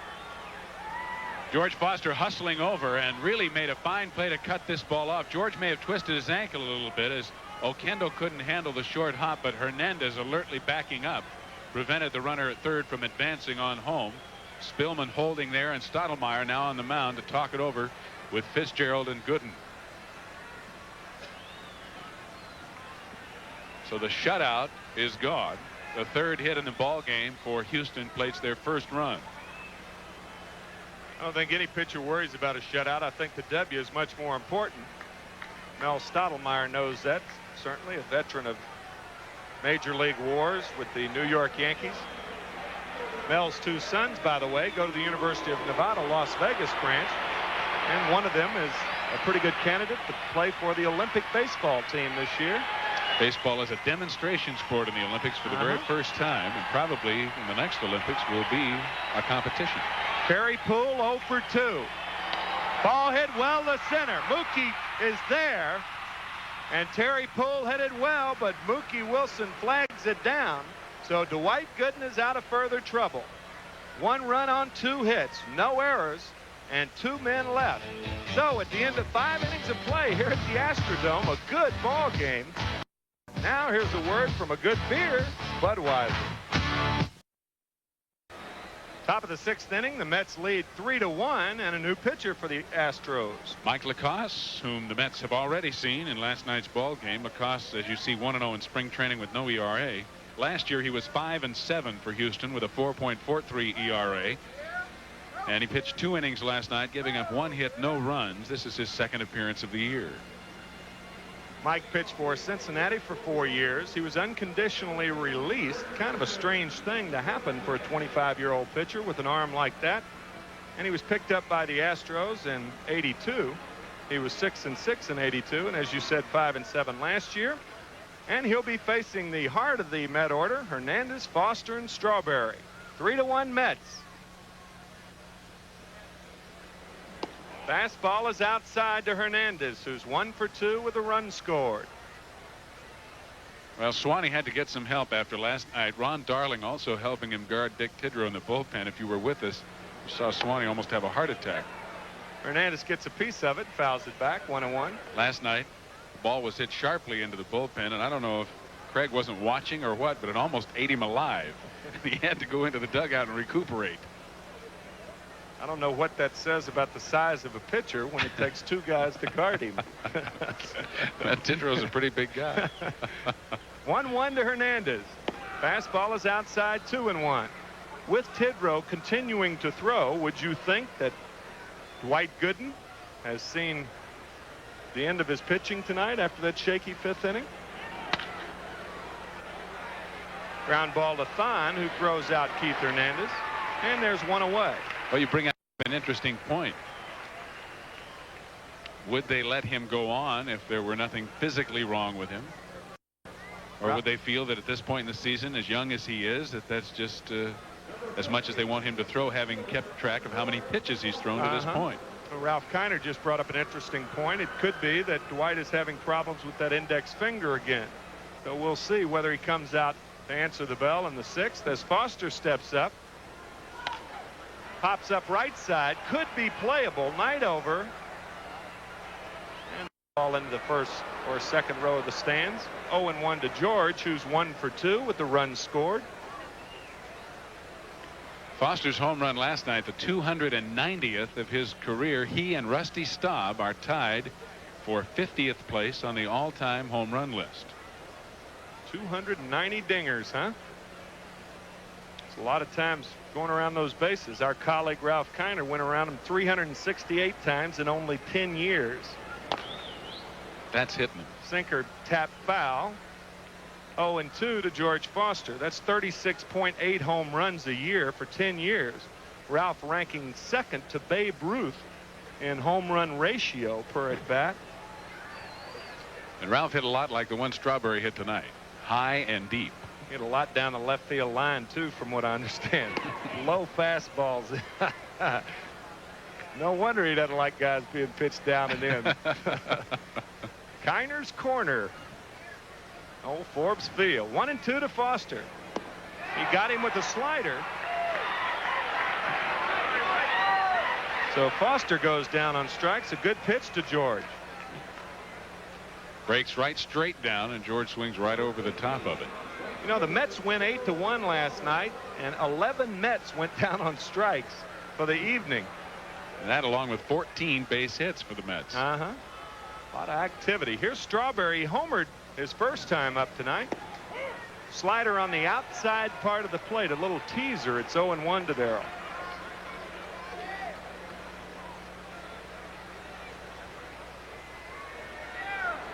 Slider is low.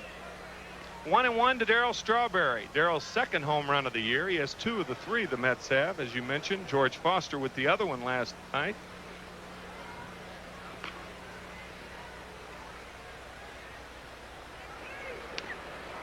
There's that slider in on the fist there. So it's 1-2 to Darrell Strawberry. LaCosse, a very unusual delivery. He's 6'5", weighs 190 pounds. It's like it's all arms and legs coming at you. Speaking of legs, Strawberry still bothered by a slight hamstring pull in his right leg and still playing with it taped up.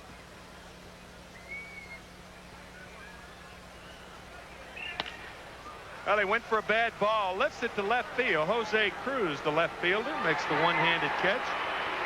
And for the first time in this ball game, the Mets are retired in order. As we go to the middle of the 6th, they have a 3-1 lead. Now here's a word from Ivory.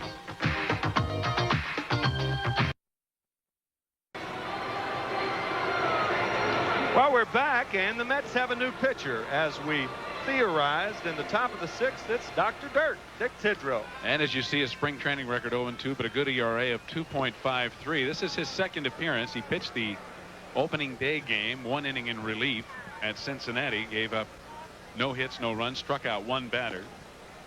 Last year with the White Sox, Tidrow 2-4 with a 4.22 ERA. And so the doctor, Dwight Gooden, sits down after 5 innings of work. He gave up 1 run on 3 hits, struck out 5, and walked 2. And an outstanding job in his major league debut. Dwight Gooden. Dick Tidrow will face Dickie Thon, who's 0 for 2 on the evening. Thon betting .385. Fastball outside to Dickie Thon, who led the National League in game-winning RBIs last year. Dick Tidrow used to be with the Yankees, the Chicago Cubs. Line drive, base hit for Dickie Thon to left field. So the Astros have the leadoff runner on for the second time in this ball game. Denny Walling led off the 3rd inning with the base on balls, and the tough Jose Cruz will be the batter. Thon a threat to run. The Had 34 stolen bases last year.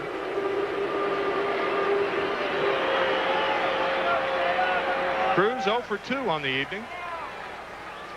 Dickie Thon now has hit in all 4 games so far this year the Astros have played. Coming into this game, only 2 Mets had hit in all of their games, that being Wally Backman and Hubie Brooks. And Mike Fitzgerald coming out of there. You really got to be careful with the guy on first base like that. If you lift that rear end, a lot of times you can block that umpire out of that pitch. I think he might have taken a strike away there because that ball was right at the knees and over the plate. You got to keep your rear end low when you're coming out of that chute to give the umpire a good shot. You end up throwing better too. Thon not going. Fastball inside. 2-0.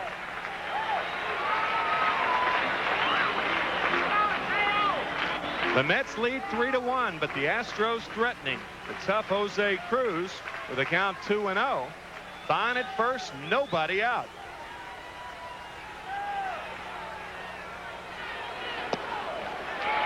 Fastball low, and Dick Tidrow wanted that pitch. He glares in to Joe West, the home plate umpire. 3-0 to Cruz.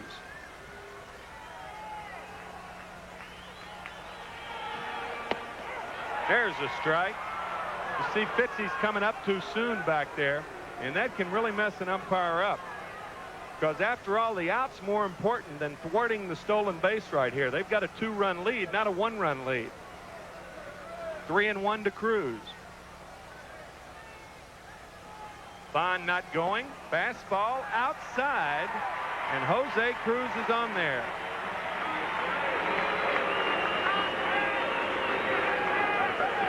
So the Astros have runners at first and second. We're in the 6th, and Jerry Mumphrey going down to talk to third base coach Dennis Menke. Fine shortstop for the Milwaukee and Atlanta Braves, and here with the Astros, Cincinnati Reds, 13-year Major League veteran. And Frank DiPino, the left-hander, warming for the Astros.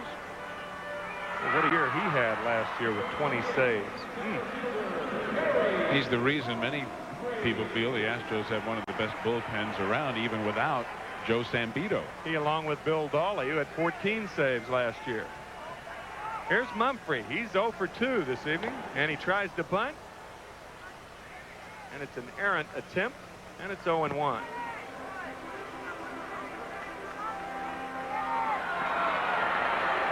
Mets will probably try to make sure of the sure out here instead of trying anything so fancy. Got to get the one sure out here. They lead by 2, but the Astros are threatening. 0-1 to Mumphrey.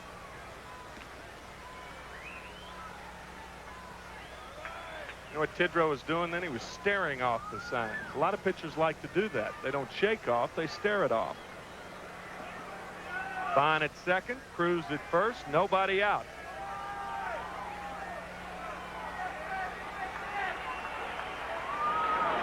Fastball, he was ripping, and he swings through a fastball. 0-2 to Jerry Mumphrey. Good time for a double play, Stevie, my boy. Well, they don't call it the pitcher's best friend for nothing. Ray Knight on deck. These are the situations where it becomes a pitcher's bosom buddy. Fastball had a funny swing at that. It's still 0-2. Looked like he's made up his mind late, stuck his rear end out, and just put the head of the bat on the ball. Here it is again. Count of 0-2. Just kind of flailed at it. That is not your Spalding guide No. swing that you saw there. No.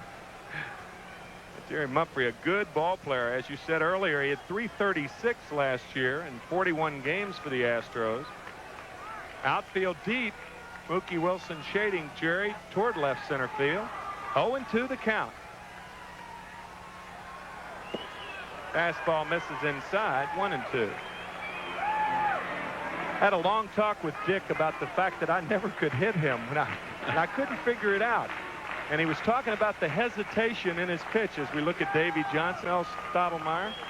There's a hesitation at the top of his kick that always fools left-handed hitters. Fastball gets by Fitzgerald. Oh, boy. It looked like the ball should have been handled, but we'll see how they score it. You'll get a chance to see it again. 1 ball and 2 strike count, and Fitzgerald should have caught that ball.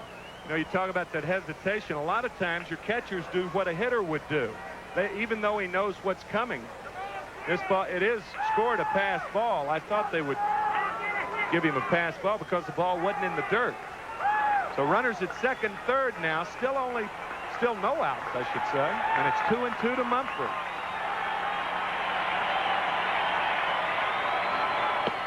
Ooh. Just misses outside. 3-2 to Jerry Mumford. Tidrow still glaring at home plate umpire Joe West, and with good reason. The second close call that has gone the Astros' way.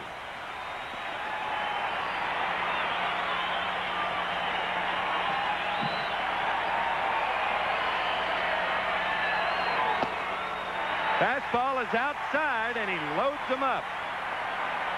Jerry Mumphrey goes to first base. The second walk in the inning given up by Tidrow. And that's going to get Ed Lynch up in the bullpen. There's Ed Lynch. The Astros trail by 2, but they have the bases loaded, nobody out. We're in the 6th. Ray Knight, the batter. Ray 0 for 2. He's due, of course, batting .231. He's a good RBI man, but he does not run well, which means that he's good for 2 also if he gets it on the ground. And the Mets are playing their infield at double play depth. Most certainly. Ball ripped to left field, way back. That ball is foul by inches. Oh, boy. Ray Knight gave it a Carlton Fisk shot. If you remember the famous shot in 1975 when Fisk tried a little body English on the ball he hit in the 6th game of the World Series against the Cincinnati Reds. And Ray Knight tried to do the same thing on that ball that he hit against Tidrow. Within a foot or two of a grand salami as Knight really turns on it and hits it deep down the left field line. See the orange line in the foul pole going up. And that ball lands above the orange line, hits the screen just a couple of feet left and in foul territory of the foul pole. Ray Knight is the last player to hit 2 home runs in 1 inning against the New York Mets. There have been 20 others, or 19 others, to do that. And he almost had himself a grand salami there, awfully close. Do you mean 2 home runs in 1 inning? Did I say 1 inning? Yeah. Yes. Base hit, left field. Foster in. Cruz is going to try to score the throw. And he got him. Oh, boy, Jose Cruz not sliding. And the on-deck hitter, Denny Walling, said nothing to him. So it's a combination of errors and a nice play by Fitzgerald. And a good throw from Foster as well. Base hit by Ray Knight, plates 1 to make it 3-2. As Thon scores from third. Foster's throw is a strong one. And Fitzgerald, as Hubie Brooks lets it go, Fitzgerald plays it on the bounce, comes back and makes the tag right before Cruz steps on the plate. And as you said, the on-deck hitter, Denny Walling, said nothing to him about getting down. Neither did Dickie Thon, who had scored the run. So a big break for the Mets on a nice throw and a good play by Fitzgerald. Nice throw by Foster. Why wasn't Humphrey and Knight, why didn't they move up a base to make him cut the ball off? A lot of things went wrong on that play. Fastball, strike to Walling. With Mumphrey's speed, he should be on third base right now easily with that ball going through to home plate, but he's not.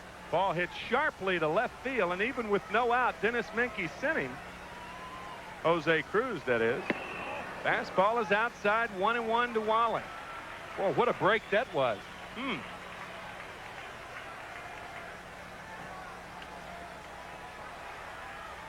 One out. The Astros have runners at first and second.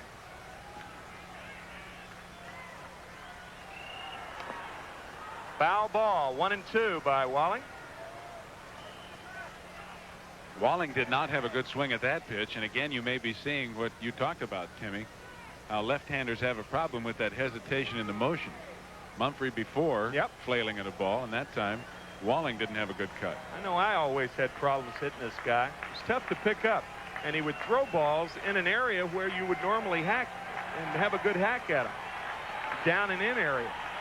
1-2 to Walling. Struck him out.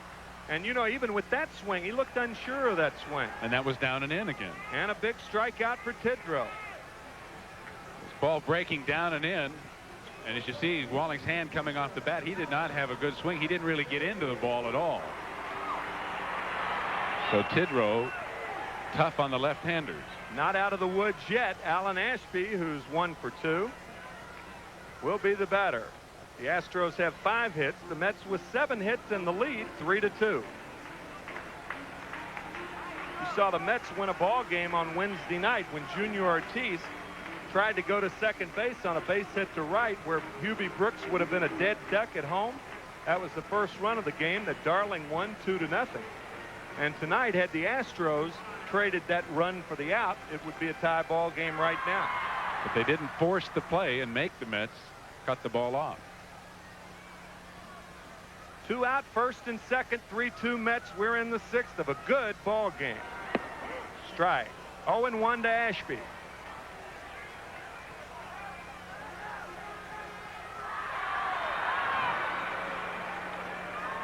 Lynch still warming for the Mets, and DePino still warming for the Astros.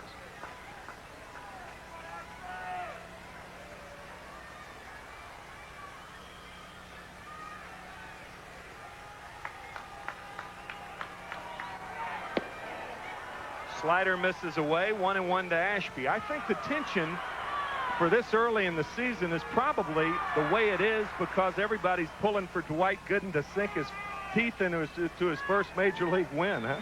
I would think so. And the Astros, of course, have been not going well. Fastball misses inside. 2-1. So they're feeling a little bit of the pressure to get their season started, especially thinking back to last year. Although they've won a game this year, last year they lost their first 9. Early season woes may have cost them a pennant last year. They only trailed the Dodgers by 6 games when the season ended. 2-1 to Ashby.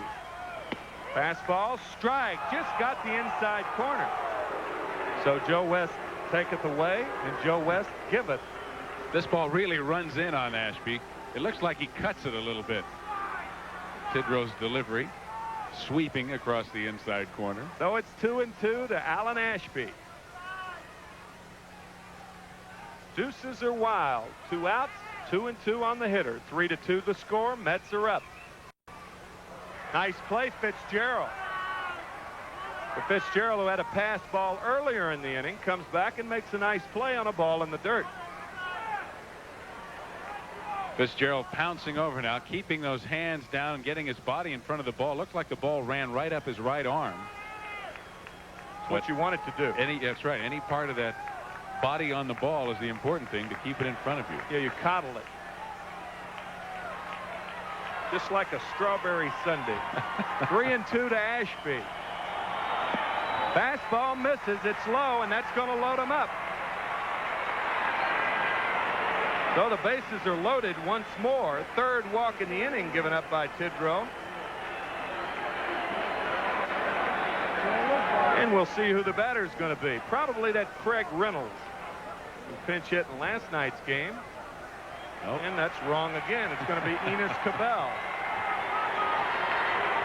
Cabell coming back to the Astros from the Detroit Tigers during the offseason. Can play a couple of different positions and pinch hit.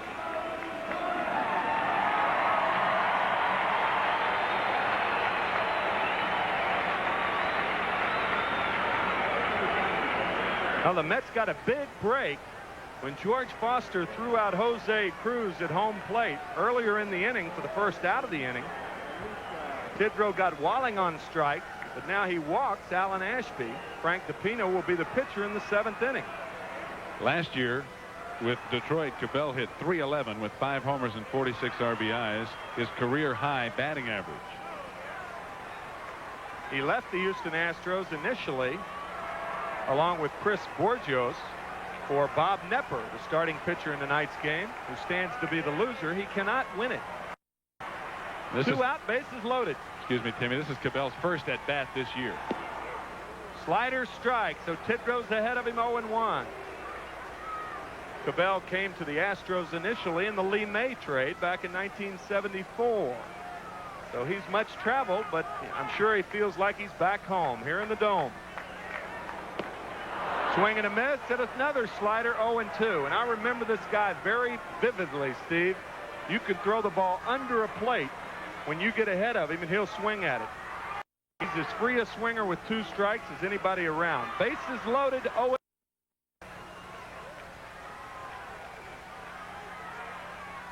Fitzgerald shifting outside. Line drive, center field, and Mookie Wilson's there, and he makes the catch. So a big break for the Mets with Foster throwing out Cruz, but the Astros do score 1. 2 hits. There were 3 walks in the inning. No outs, no errors, and 3 men left on at the end of 6 in a great ball game. It's 3-2 New York. Now a word from Dotson.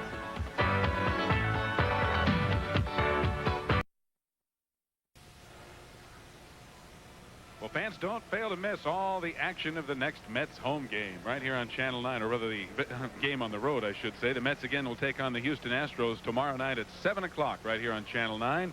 Tomorrow night at 7, the final game of this 3-game series, so don't miss it. On Channel 9, the home of the Mets.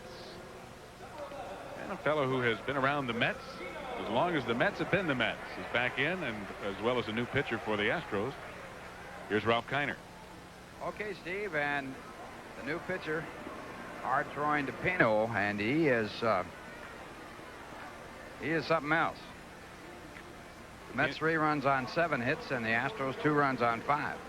Pino was 3-4 last year with a 2.65 ERA. Pino signed out of a tryout camp by Milwaukee, and he was in the Don Sutton trade. Came over with Kevin Bass and Mike Madden for Don Sutton. Last year was 5-6 with 20 saves, and his first pitch, a strike to Mookie Wilson.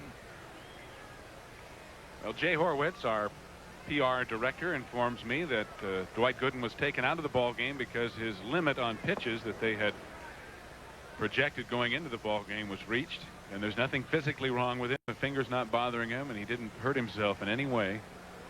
He's just thrown as many pitches as they'd like for him to tonight, and so Dwight's out of there. And he's on the plus side of this ball game, winning side at this point, with the Mets leading by a score of 3-2. Mookie Wilson has doubled in 2 times up, and his double drove in 2 big runs for the Mets. And it's strike 2. 1 ball and 2 strikes.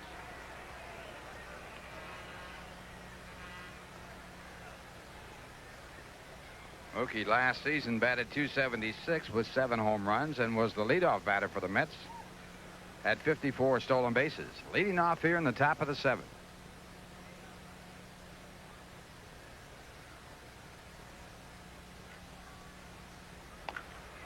Ground ball. It is foul off of Mookie's foot. So Mookie will try and shake it off. Bob Nepper, the pitcher record on the losing side, worked the first 5 innings, was charged with 3 runs on 7 that struck out 2. Lacoste worked 1 inning. And now DePino in the ball game here in the 7th. Mookie, a natural right-hand batter, learned how to switch it when he turned over to the left-hand side. 1-2. Stayed alive on the foul ball. DePino's making his first appearance here in 1984 for Houston. Boy, he broke in well in his first major league start for Houston. He struck out 10 batters in 5 innings, striking out his first 4.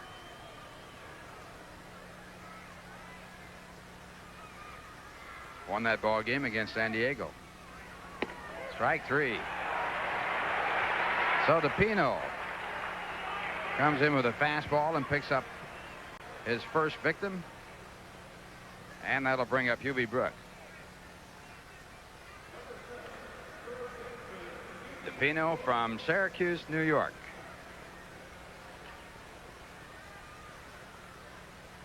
Made his major league debut against the Yankees on September 15th, 1981, while pitching for Milwaukee. And a strike call.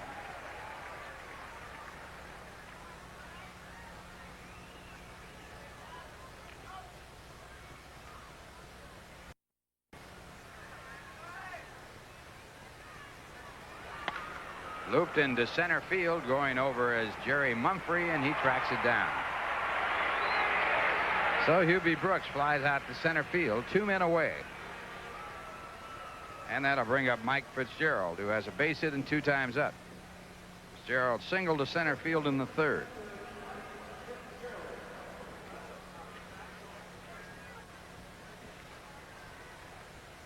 Last base hit the Mets had was back in the 5th inning, a single by Gardenhire.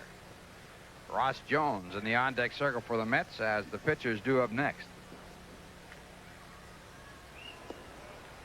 That's ball 1. Elsewhere in the National League, it was Philadelphia 9-1 over Cincinnati. Pittsburgh shut out L.A. 3-0. Candelaria, the starter and winner. San Francisco pounded St. Louis 11-0. And there's other action tonight.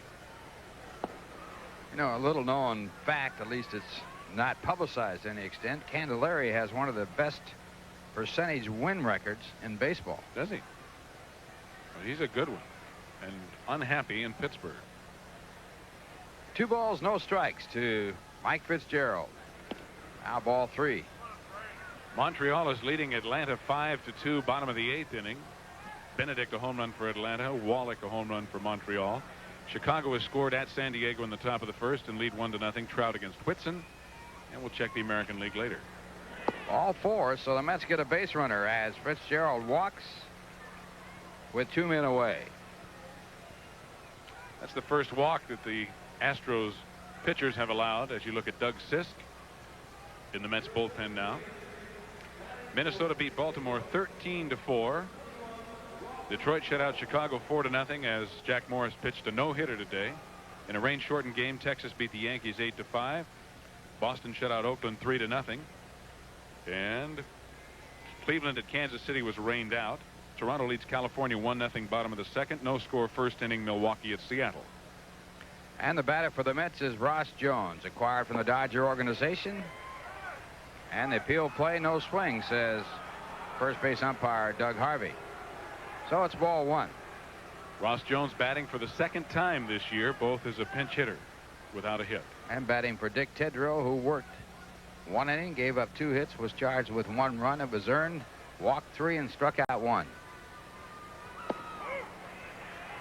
Now a strike call. It's 1-1. Ross Jones was not on the Mets main roster, but had a good spring and made the ball club. Batting with a runner at first base, Mike Fitzgerald there. 2 men out in the top of the 7th. The Mets leading 3-2. 2 balls and a strike.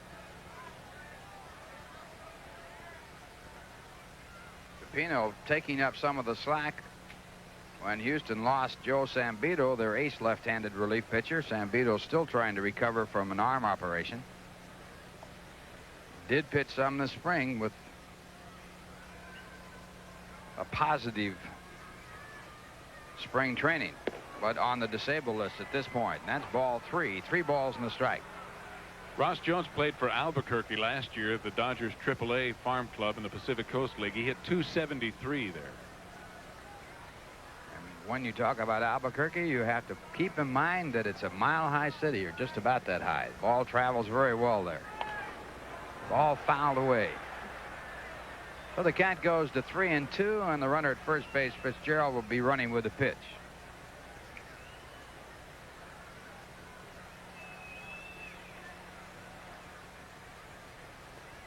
Ross Jones, a utility infielder, and taking the place of Bob Baylor in the Mets plans.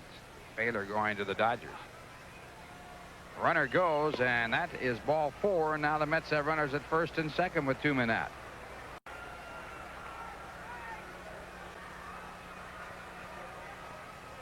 And the batter coming up for the Mets is Ron Gardenhire. Ron with a base hit and 3 times up. The last Met to get a base hit back in the 5th.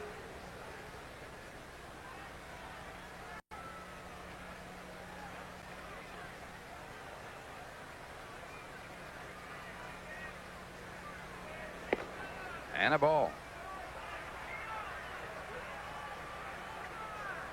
Mets will be playing their first Sunday night game tomorrow night. Gardenhire the batter, DePino the pitcher. And ball 2. Well, Tidrow having trouble on the mound in the bottom of the 6th inning, walking 3, and now DePino behind with a count of 2 balls and no strikes after walking 2. And Jerry Walker, one of the 2 pitching coaches that the Astros have, along with Les Moss, going out to talk to him as Bill Dolly, the right-handed stopper in the Astros bullpen, warms up.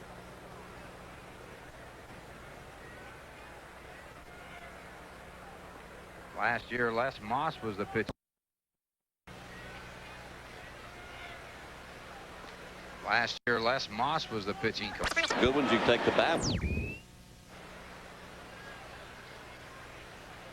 2-0 the count. Good hitting spot here for Gardenhire. Gets a fastball and he can't handle it, so the count now 2-1.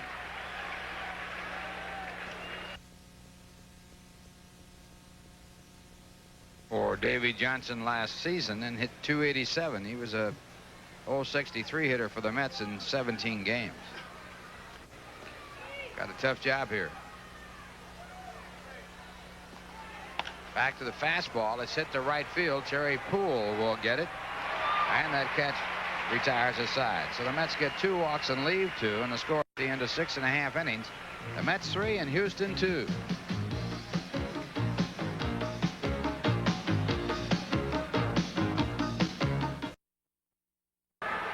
Fans, the best way to enjoy Mets baseball is with 1984 season tickets. With a home opener late this year.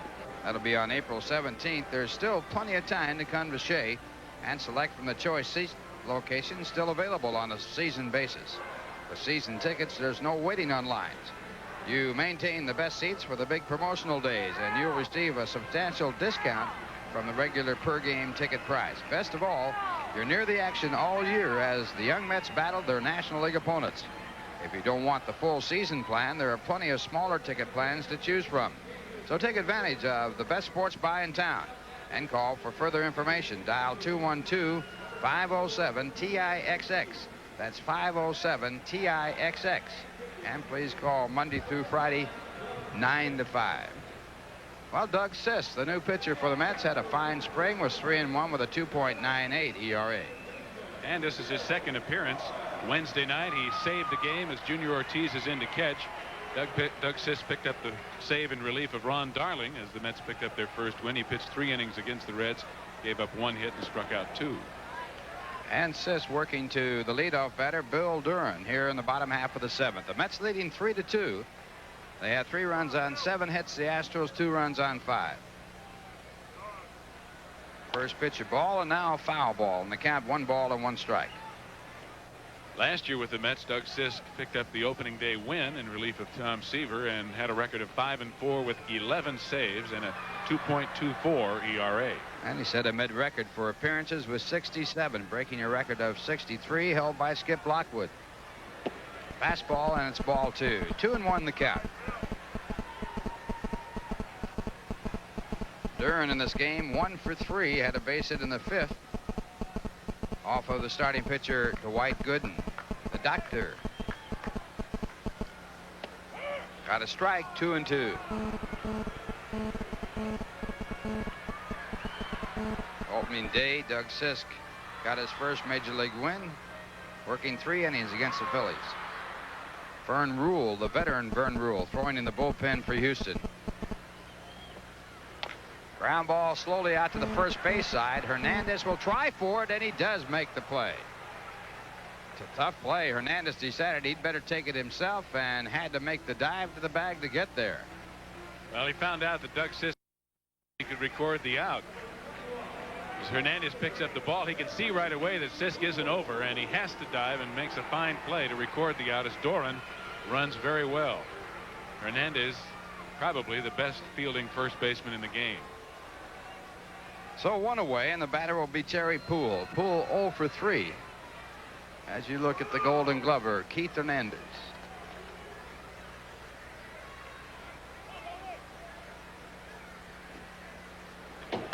Poole, an idea about bunting Hubie Brooks at third base, was right on top of that play.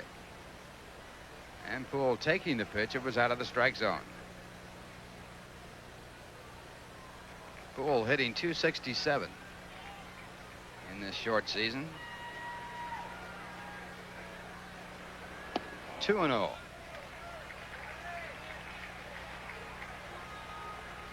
Well, if there's been one consistent problem that Doug Sisk has had, it's been allowing too many walks. And pitching behind hitters.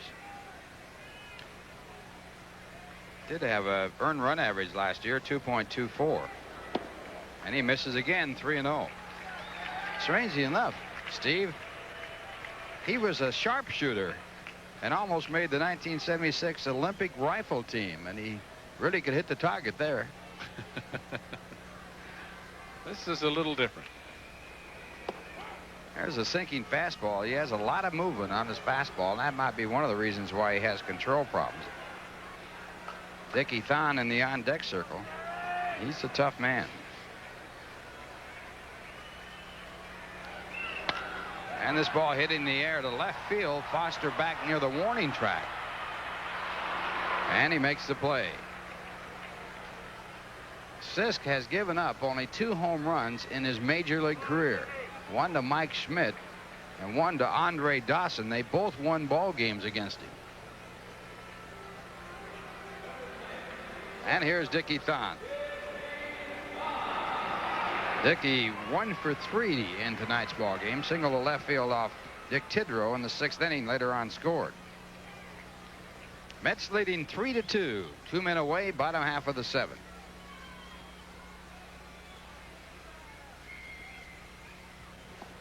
And in the dirt. The catcher is Junior Ortiz. He came in the ball game with Doug Sisk. And we'd assume that they're heading straight up in the batting order. And again, he's behind, 2-0. Just constantly pitching behind the hitters.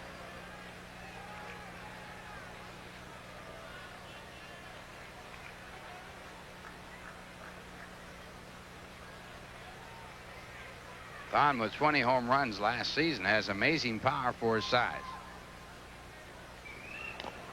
And he fouls off the sinker, 2-1.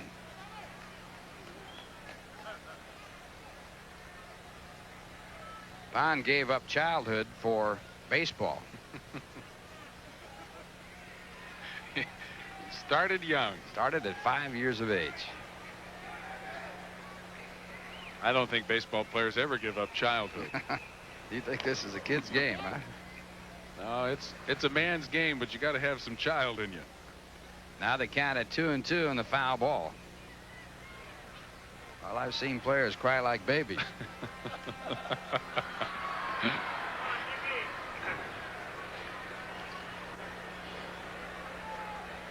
We're inside at the Astrodome, and one of the things about here, it's very quiet when Houston's not doing anything. Now it goes to a full count of 3-2. Sisk received a degree in criminal justice from Washington State. And sometimes what he does to the opposition is criminal. They have a good baseball program in Washington State. That Pac-10 now is one of the tough ones. Yep. Used to be the Pac-8. 3-2 pitch. Ground ball right at Hubie Brooks, a one-hopper. And the side retired. So in the inning, Houston goes down in order, and the score at the end of 7. The Mets 3 and Houston 2. Now word from Lincoln Mercury.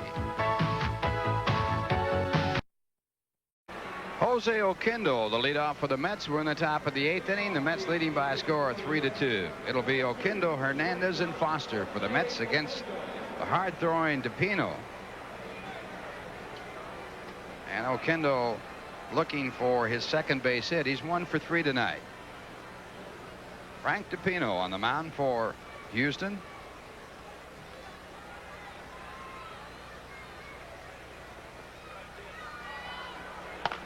And it's grounded out to the third base side off the glove of Dennis Walling, and it should go as an error. So Kendo on at first base with no one out here in the top of the 8th inning. The Mets looking for insurance runs. And it is scored an error as Walling comes over, and it should have been a fairly routine play. Just flipped it out of the webbing of his glove. It just went right off the top. But the Mets have a base runner on with nobody out. And that is the first error of this ball game. This has been a fine game. Started back by Bob Nipper for Houston and Dwight Gooden for the Mets. Gooden making his major league debut. And he is the pitcher on the plus side right now as the Mets lead 3-2. Keith Hernandez the batter. The runner goes, and the ball hit out to the third base side. It will drop in for a base hit. Oquendo on his way to third, and he'll make that. Hernandez a big turn at first and decides to hold. So Hernandez back to first base on the hit and run play, and the Mets now have runners at first and third with no one out. Well, get the bat on the ball is the object in the hit and run, and Keith did just that. Fortunately for he and the Mets, it fell in, and Davy Johnson continues to play that hit and run baseball, and it's first and third a la last night with nobody out.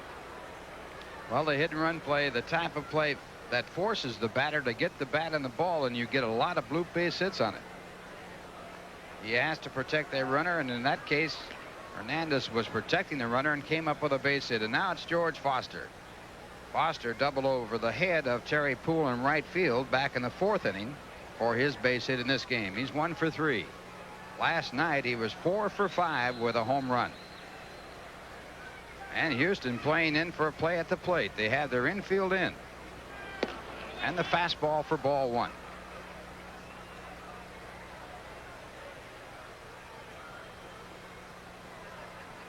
Frank DiPino walked 2 batters in his first inning to work, and now has given up a base hit.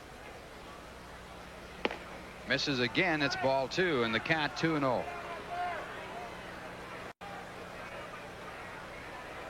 Foster with that white bat. In his major league career, he's always used a black bat. I went to the white bat yesterday and got 4 for 5. Oquendo the runner at third. Hernandez at first.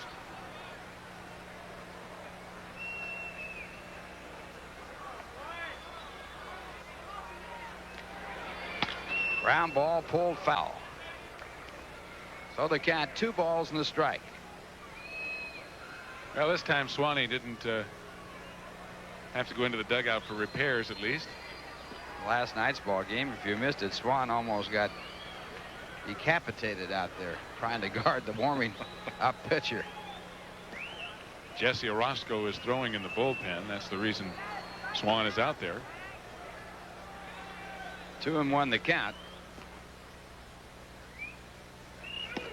And now 2-2.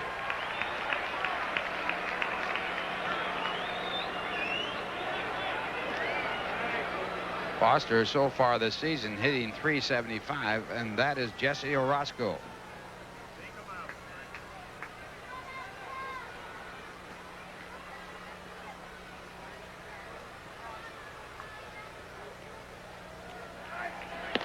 Two pitches struck him out. So a big strikeout as Foster is sent back to the bench. 1 away now. Second strikeout for DiPino. The first one was looking, and George swings at a pitch that is not in the strike zone. A little over anxious. And it looked too as if he wanted to pull that ball, and that's close to impossible. Big strikeout. Strawberry. Darrell homered over the center field fence in the second. That was his second home run of the season. He also has grounded out and flied out.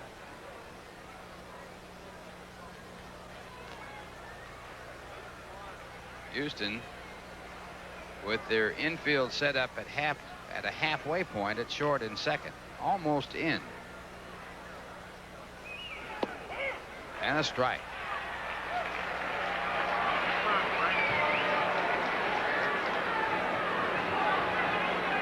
Bill Dolly throwing in the bullpen for Houston.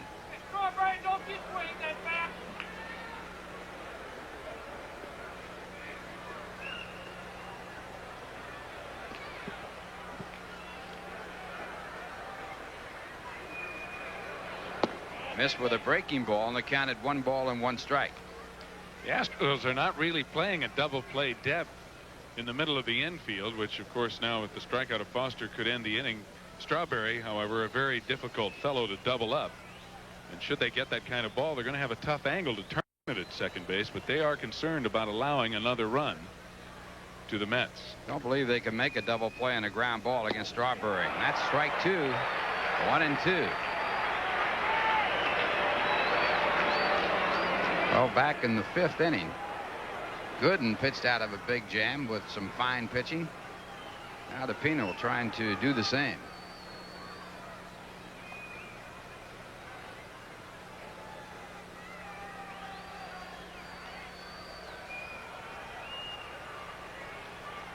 One ball, 2 strikes. Pino set to go. Struck him out. So with a runner on third and no one out, Foster and Strawberry strike out. That leads it up to Mookie Wilson. Left-hander tough on left-handers as he runs that ball away. Darrell hit his home run off the left-handed starter Nepper. But this time the left-hander DePino won the battle. Mookie had a 2-out double to drive in 2 runs in the 4th inning.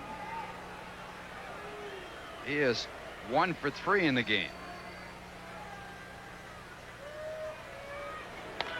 And it's popped up and it's playable. First baseman Ray Knight in foul territory making the call. And the catch, and DePino pitches out of a big jam. No runs, 1 hit, 1 error, 2 men left on base, and the score at the end of 7.5 innings is the Mets 3 and the Astros 2. Now here's a word from Manufacturers Hanover.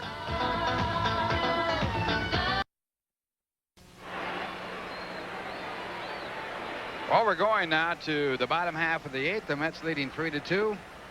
And the Mets ace reliever Jesse Orosco making his first appearance in the regular season. 1-0 in the spring with an earned run average of 0. And Jesse coming in the ball game here with the Mets holding a 1-run lead. And coming in for the play-by-play, Steve Zabriske. Thank you, Ralph. Jesse, of course, an outstanding year last year. 13-7 with a 1.47 ERA and 17 saves. Jose Cruz, Jerry Mumphrey, and Ray Knight in the bottom of the 8th for the Astros. Mets leading 3-2, and Cruz, who's 0 for 2 plus a walk, hit .306 against left-handers last year. Fouled off, strike 1. Jose hitting .318 last year overall.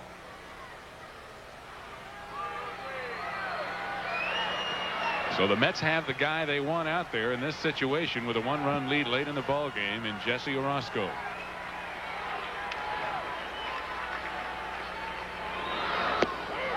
Strike 2. Last time Jesse pitched was back on March 27th in spring training.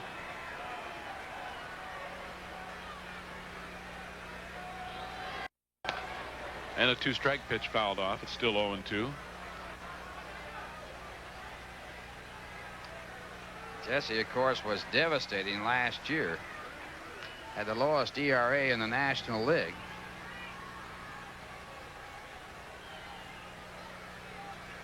He also was the choice for the Manufacturers Hanover Award, where he received a beautiful painting by Leroy Neiman.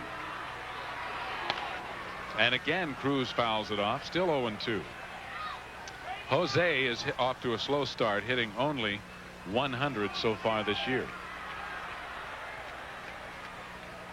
Got that first hit last night. Ground ball.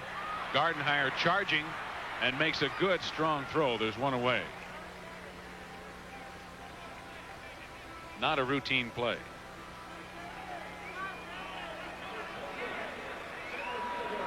And here's the switch hitting Jerry Mumphrey, who will bat from the right side against Orosco. Mumphrey 0 for 2 plus a walk, struck out looking and tapped back to the pitcher. Hitting .273.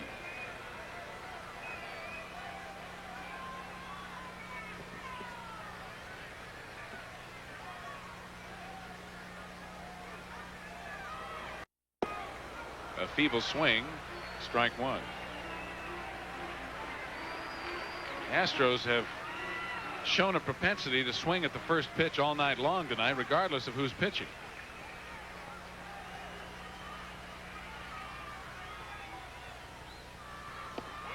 And strike two. Whatever happened to Eddie, of course, in his heyday? Tried to get on base any way he could, hit by a pitch ball, fouling balls off time after time after time. Could name Ron Hunt the same way. You don't see too many guys that'll take two and hit to right anymore, do you? Not at all. Ron Hunt was hit 50 times in one season. The all-time record. Of course, he's been hit more times than anybody that ever played the game. And he has the bruises to show it. I used to wear a wetsuit underneath his uniform, though, and the bruises didn't last as long. 2-2 now. Ortiz reminding Orozco to get up on top with his delivery.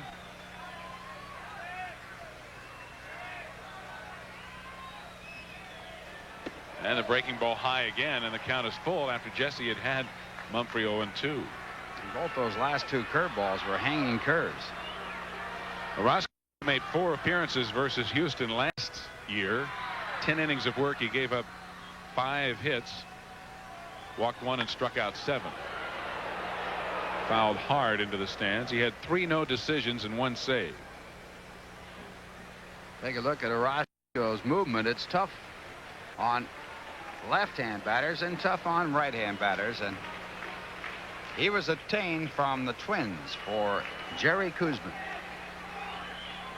Outside, ball 4, a 1-out walk here in the bottom of the 8th to Jerry Mumphrey. Puts the tying run on base. 6th walk given up by Met pitchers in this game.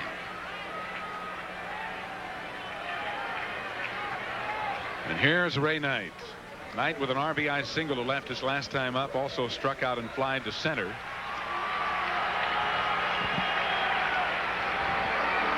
Ray Knight thought he had tied this ball game with that single, but Jose Cruz, who was on second base, failed to slide it home and was thrown out by George Foster.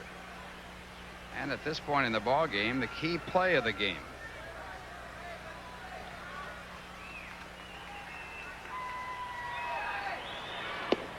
Breaking ball high again. Knight, who hit .304 last year, hitting .286 so far this season. He's driven in 3 runs. Just narrowly missed a grand slam home run his last time up. Ball was fouled by about 3 feet.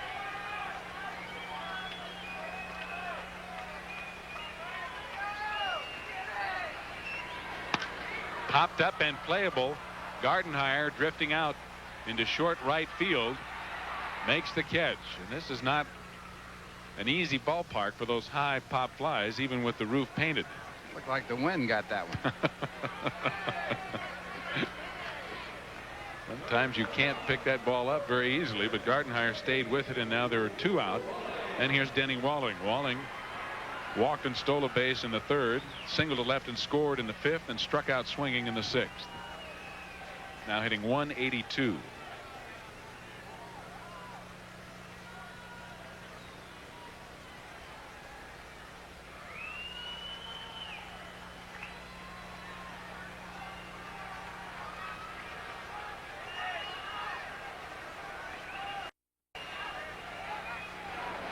Orozco chases Mumphrey back. Mumphrey can steal. He has outstanding speed.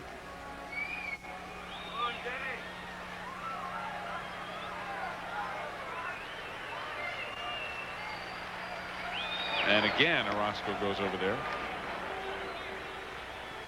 Mumphrey, along with Gene Richards and Ozzie Smith, all 3 stole over 50 bases in one season for the San Diego Padres. The first time that was ever done in the National League.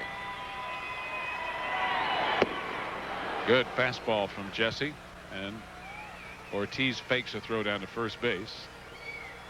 0-1 on Denny Walling. Mumphrey stole only 7 bases last year, but as you said, Ralph, has good speed and is certainly capable.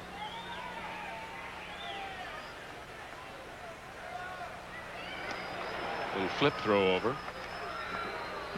That throw is legal as long as you break contact with the pitching rubber.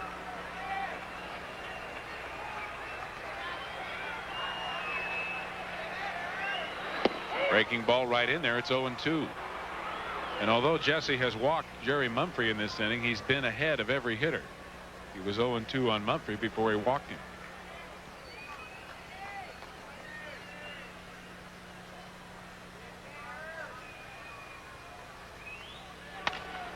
Fly ball to center field. Mookie Wilson drifting over toward left has plenty of room, and the inning is over. So Roscoe gives up a walk, but no runs, and we'll go to the 9th inning here in the Astrodome with the Mets holding a 1-run lead over Houston. Right after this word from Budweiser.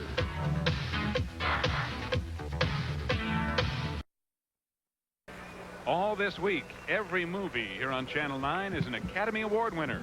Tomorrow afternoon at 1 o'clock, Kirk Douglas, Sir Laurence Olivier, and Gene Simmons star in Spartacus. Right here on Channel 9 as we salute Oscar all this week.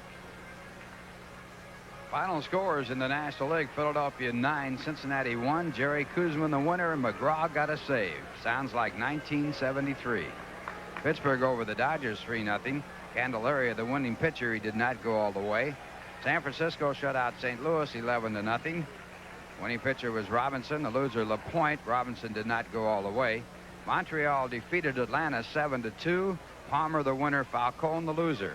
And at the end of 2, Chicago 1, San Diego 0. Trout against Whitson. In the American League, Minnesota beat Baltimore 13-4. A no-hitter for Jack Morris. Detroit winning 4-0. Yankees lost to Texas 8-5. Boston over Oakland 3-0. Cleveland and Kansas City rained out. Other games later on. Ubi Brooks, who's 0 for 3, leads off and lofts a fly ball to left field. Jose Cruz drifts in and makes the catch, one away. Frank DePino still on the mound for the Astros, the third Houston pitcher of the night, as the Mets lead it 3-2 here in the top of the 9th inning. And Junior Ortiz will be the batter. Ortiz in the ball game, replacing Mike Fitzgerald, who started.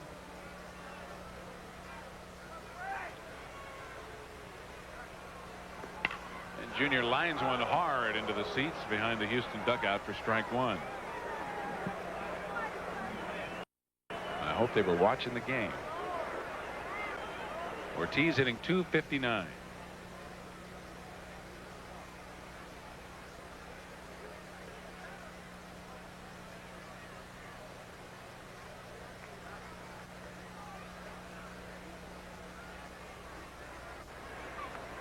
In the dirt, 1-1.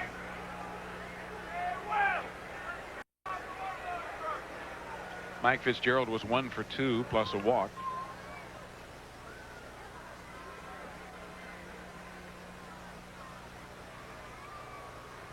Pino, working his 3rd inning, has given up just 1 hit.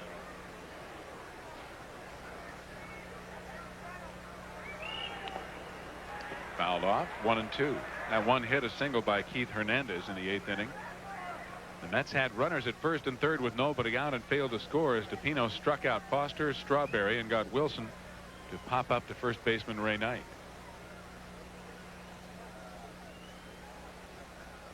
So the Mets still looking for some insurance to take into the bottom of the 9th here in Houston. Breaking ball grounded right back through the middle. Second baseman Bill Doran has it. 2 away.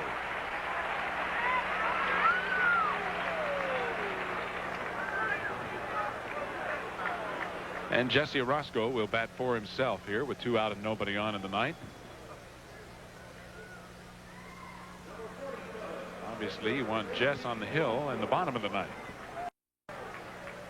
And the bottom of the 9th, they have the 8th, 9th, and 1st place hitters scheduled up. So we'll see a pinch hitter for the pitcher for sure.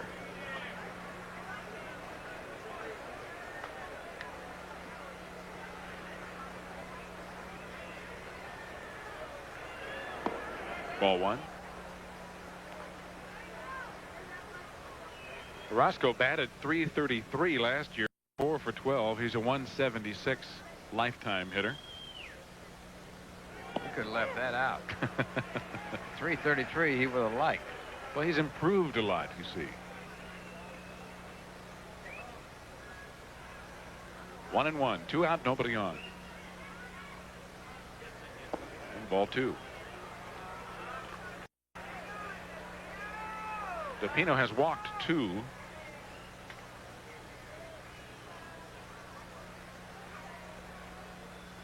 Struck out 3.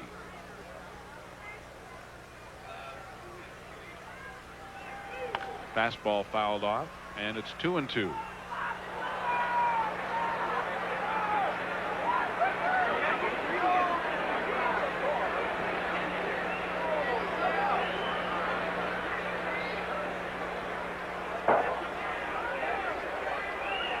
Jesse from Santa Barbara, California.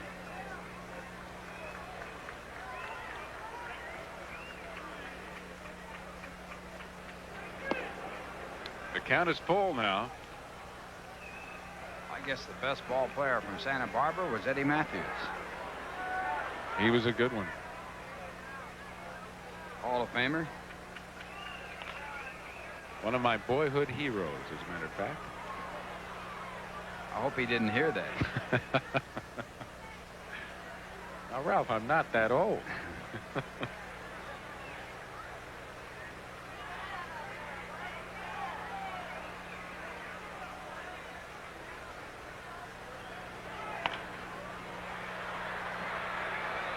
Jesse's staying alive. The count's still 3-2. For some reason, before the Giants and the Dodgers moved to the West Coast when I was a kid growing up in California, I adopted the Braves as my team. Followed their exploits. Knowing you, they must have been winning at the time. Jesse You didn't fouled say off a pretty good pitch. You didn't say a word about going to the University of Houston until they got in the Final Four. Now, you know that's not true. I was hardly there long enough for it to count anyway. Still 3-2 with 2 out and nobody on. We're in the top of the 9th inning with the Mets holding a 1-run lead. And again, Orozco fouls and out of play.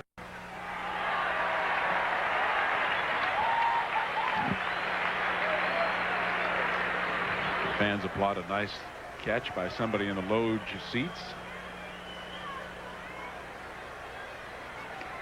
One thing about Jesse, he's prolonging the suspense of that bottom half of the 9th. He sure is. And he takes ball 4. DePino angrily stalking down off the mound, thought he had strike 3. So Orozco works out a walk after fouling off a half a dozen pitches or so. And I was going to say, did you see that no-hitter today on TV? Yes, I did. When Luzinski took that 3-2 pitch, that looked like a solid strike, and they called it ball 4. Jack Morris and Lance Parrish both jumped straight up in the air. They couldn't believe it. Durwood Merrill was a home plate umpire in that no-hitter.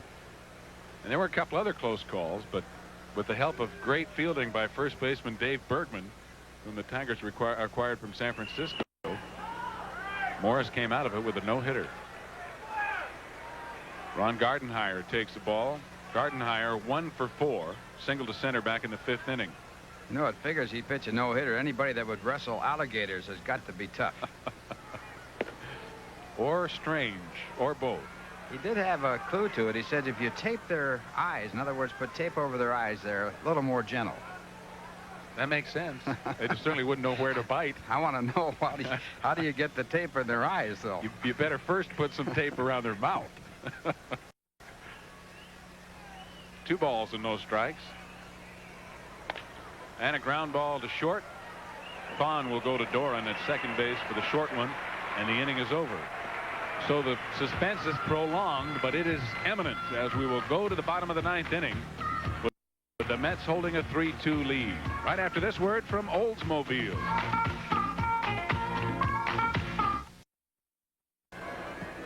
Steve Zabriske along with Ralph Kiner and Tim McCarver coming to you from the Astrodome in Houston, Texas. Second game of a 3-game set.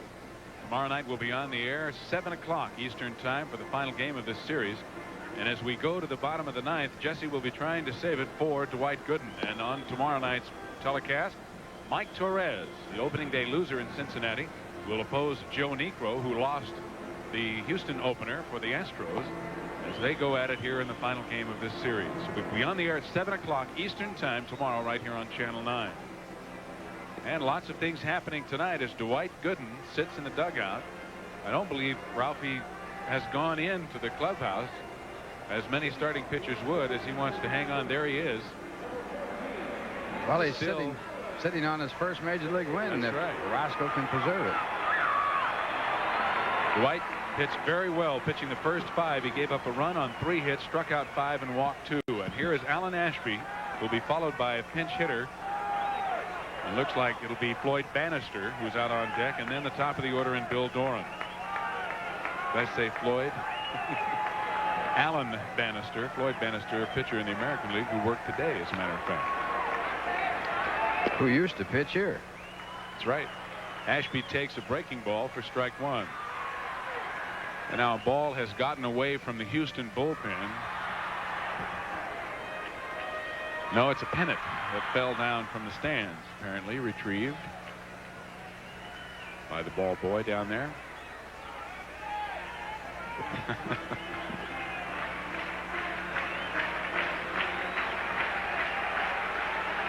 One strike, the count on Ashby.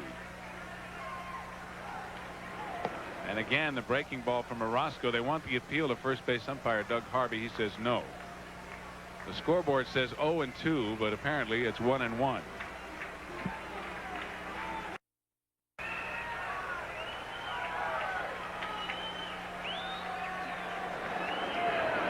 And a breaking ball away. 2 balls and 1 strike. Ashby, a switch hitter. And the Mets playing him straight away.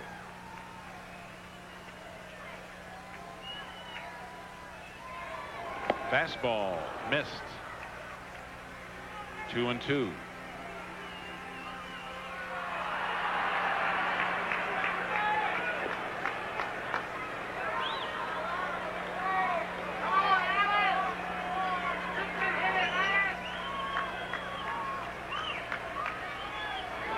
And a breaking ball.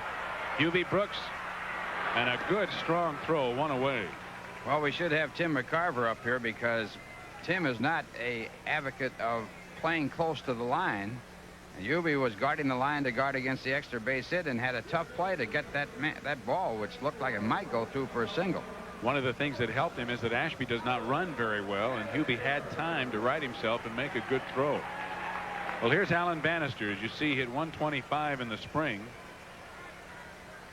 He's appeared in 1 game but has no at-bats officially so far this year. #1 draft choice by the Philadelphia Phillies, and at one time held the record for the most hits by a college player. An NCAA A1 rating was broken by Hubie Brooks while playing at Arizona State. They both played there. Speaking of Hubie, he's moved off the line now, and the breaking ball is missed. It's 1-1.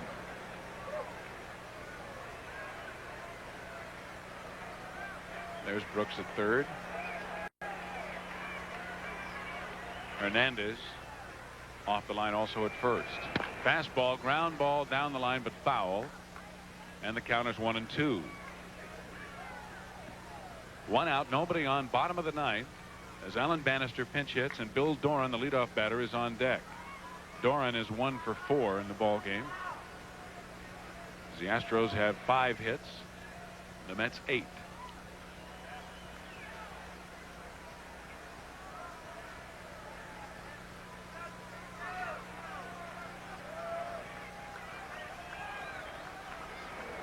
Fastball outside, check swing foul out of play, and the count still 1-2. Bannister in the American League hit .271.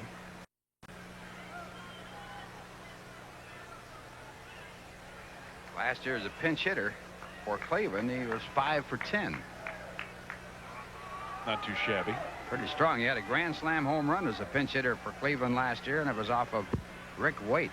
His only grand slam home run in his career. And a breaking ball from Orozco way outside, and it's 2-2. First inning of work, Jesse threw predominantly breaking balls. This inning, he's let go with a couple of fastballs with pretty good velocity.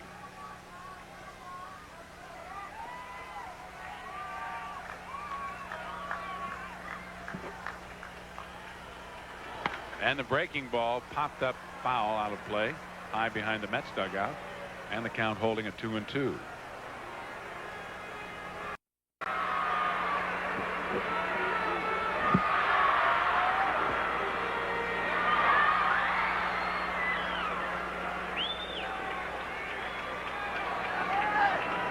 Fastball ripped to left. Foster right there, only has to move a couple of steps. They're 2 away.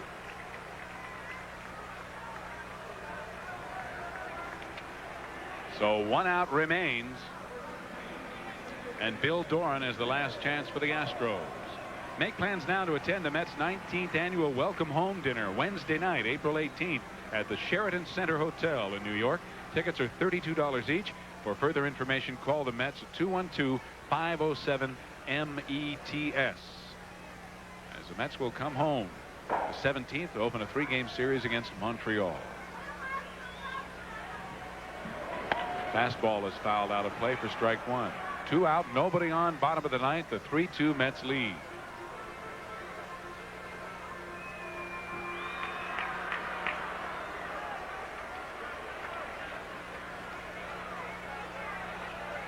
Tim McCarver has made his way down to the field, and we'll hope to have an interview with Dwight Gooden after the ball game. There's a line drive, sounded like a broken bat, base hit into left field, and a 2-out single by Doran, his second hit of the night, keeps the Astros' hopes alive. Broken bat, base hit, and they all count, and that keeps everything alive. And we're going to have a pinch hitter. Let's look at it again. He got in on the trademark, but Doran managed to fight it off and looped it into left field for the base hit. Terry Poole is scheduled to hit, a left-hand batter, with a tying run at first, but it's going to be Phil Garner. Well, they're going to the Old Pro, and Garner, who's been felled by that upper respiratory infection, in fact spent time in the hospital and only returned to the Astros in uniform yesterday, will make his first appearance of 1984. As you see, he hit .260 in spring training. And this guy's a gamer. He'll give you everything he has, whether coming out of a sick bed or not. Garner last year hit .238 in an off year for him. Drove in 79 runs, hit 14 home runs, and probably has got to be one of the smallest cleanup hitters, as he batted 4th in the Astros lineup last year, in some time. Doran at first, representing the tying run here in the bottom of the 9th. Garner the winning run at the plate with 2 out.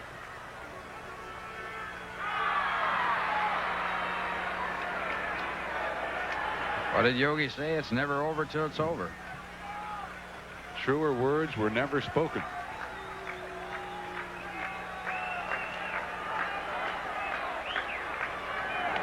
Fastball fouled back, strike 1. Garner coming to Houston from the Pittsburgh Pirates. Houston giving up Jim Ray. And the reason for that was Garner was not going to re-sign with Pittsburgh. Throw to first. Doran did not have a big lead.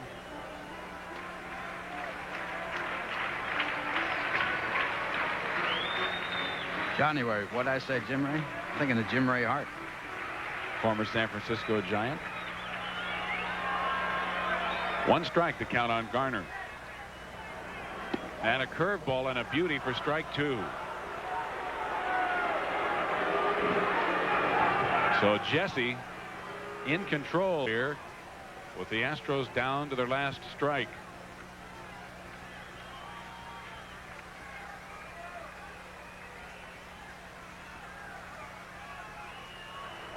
And a high fastball, 1 ball, 2 strikes. Threw that ball up there like he was trying to miss with it on purpose to set up the next pitch. That's the big advantage in being ahead in the count. Breaking ball, and it's lined to left field, but Foster has a beat on it, and the Mets win 3 in a row. A 3-2 heart-pounding victory as Dwight Gooden picks up his first major league victory, the 19-year-old who's making the jump from Class A to the big leagues. Jesse Orosco picks up his first save of 1984, And Tim McCarver will have a word with Dwight Gooden, and Ralph and I will have a wrap-up from the Astrodome in Houston. The final score, once again, the Mets 3 and the Astros 2.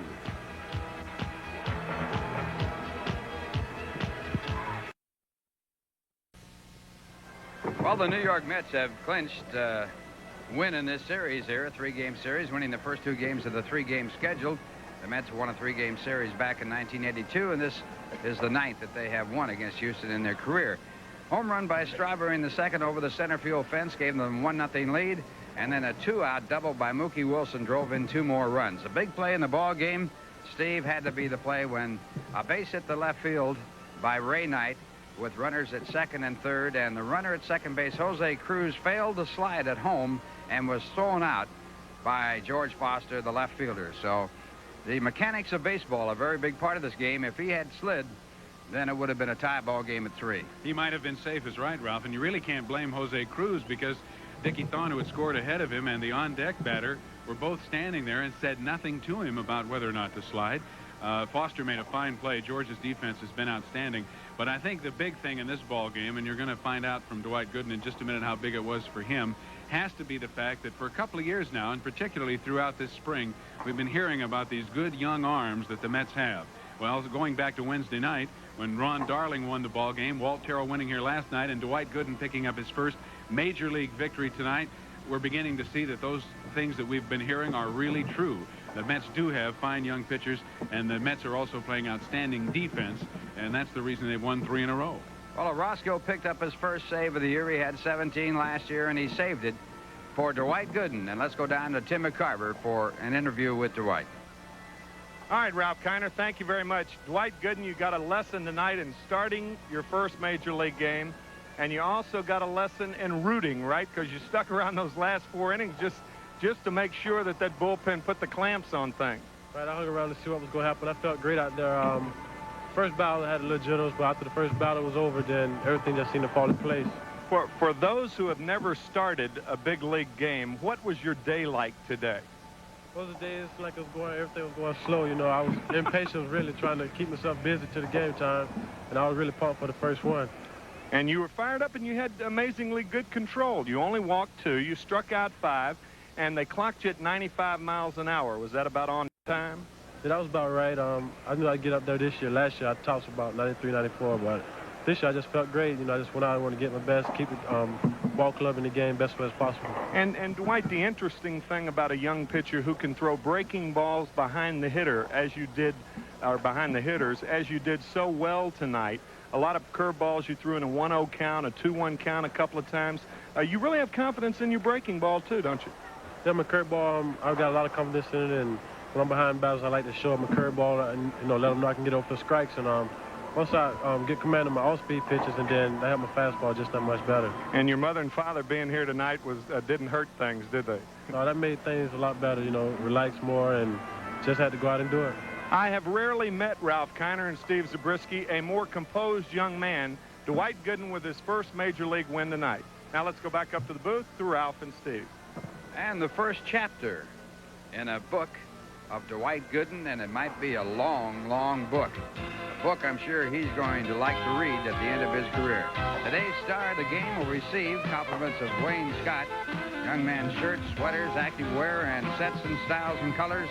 For all the man you are, Wayne Scott.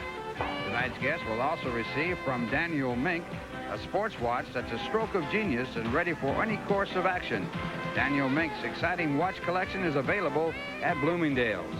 The line score of the ball game: the Mets 3 runs, 8 hits, no errors. The Astros 2 runs, 6 hits, and 1 error. Once again, the final score: the Mets 3 and the Astros 2. The participating advertisers in New York Mets baseball have been Budweiser, the king of beers and proud sponsor of the U.S. Olympic team. For all you do, this Bud's for you. Manufacturers Hanover Trust, where our facts make your money worth more. Datsun, Nissan builders of high-quality cars and trucks for over 50 years. Available at your Datsun dealers. By Exxon and its thousands of independent dealers. And by your tri-state Lincoln Mercury dealer. We're on a roll. Until tomorrow night at 7 o'clock New York time when the Mets take on the Houston Astros in the final game of this 3-game series. This is Ralph Kiner saying so long for Tim McCarver and Steve Zabriske. The executive producer of Mets baseball is Ralph Robbins, directed by Bill Webb. The associate director was Tom Schaffery. Tonight's game was produced by the channel.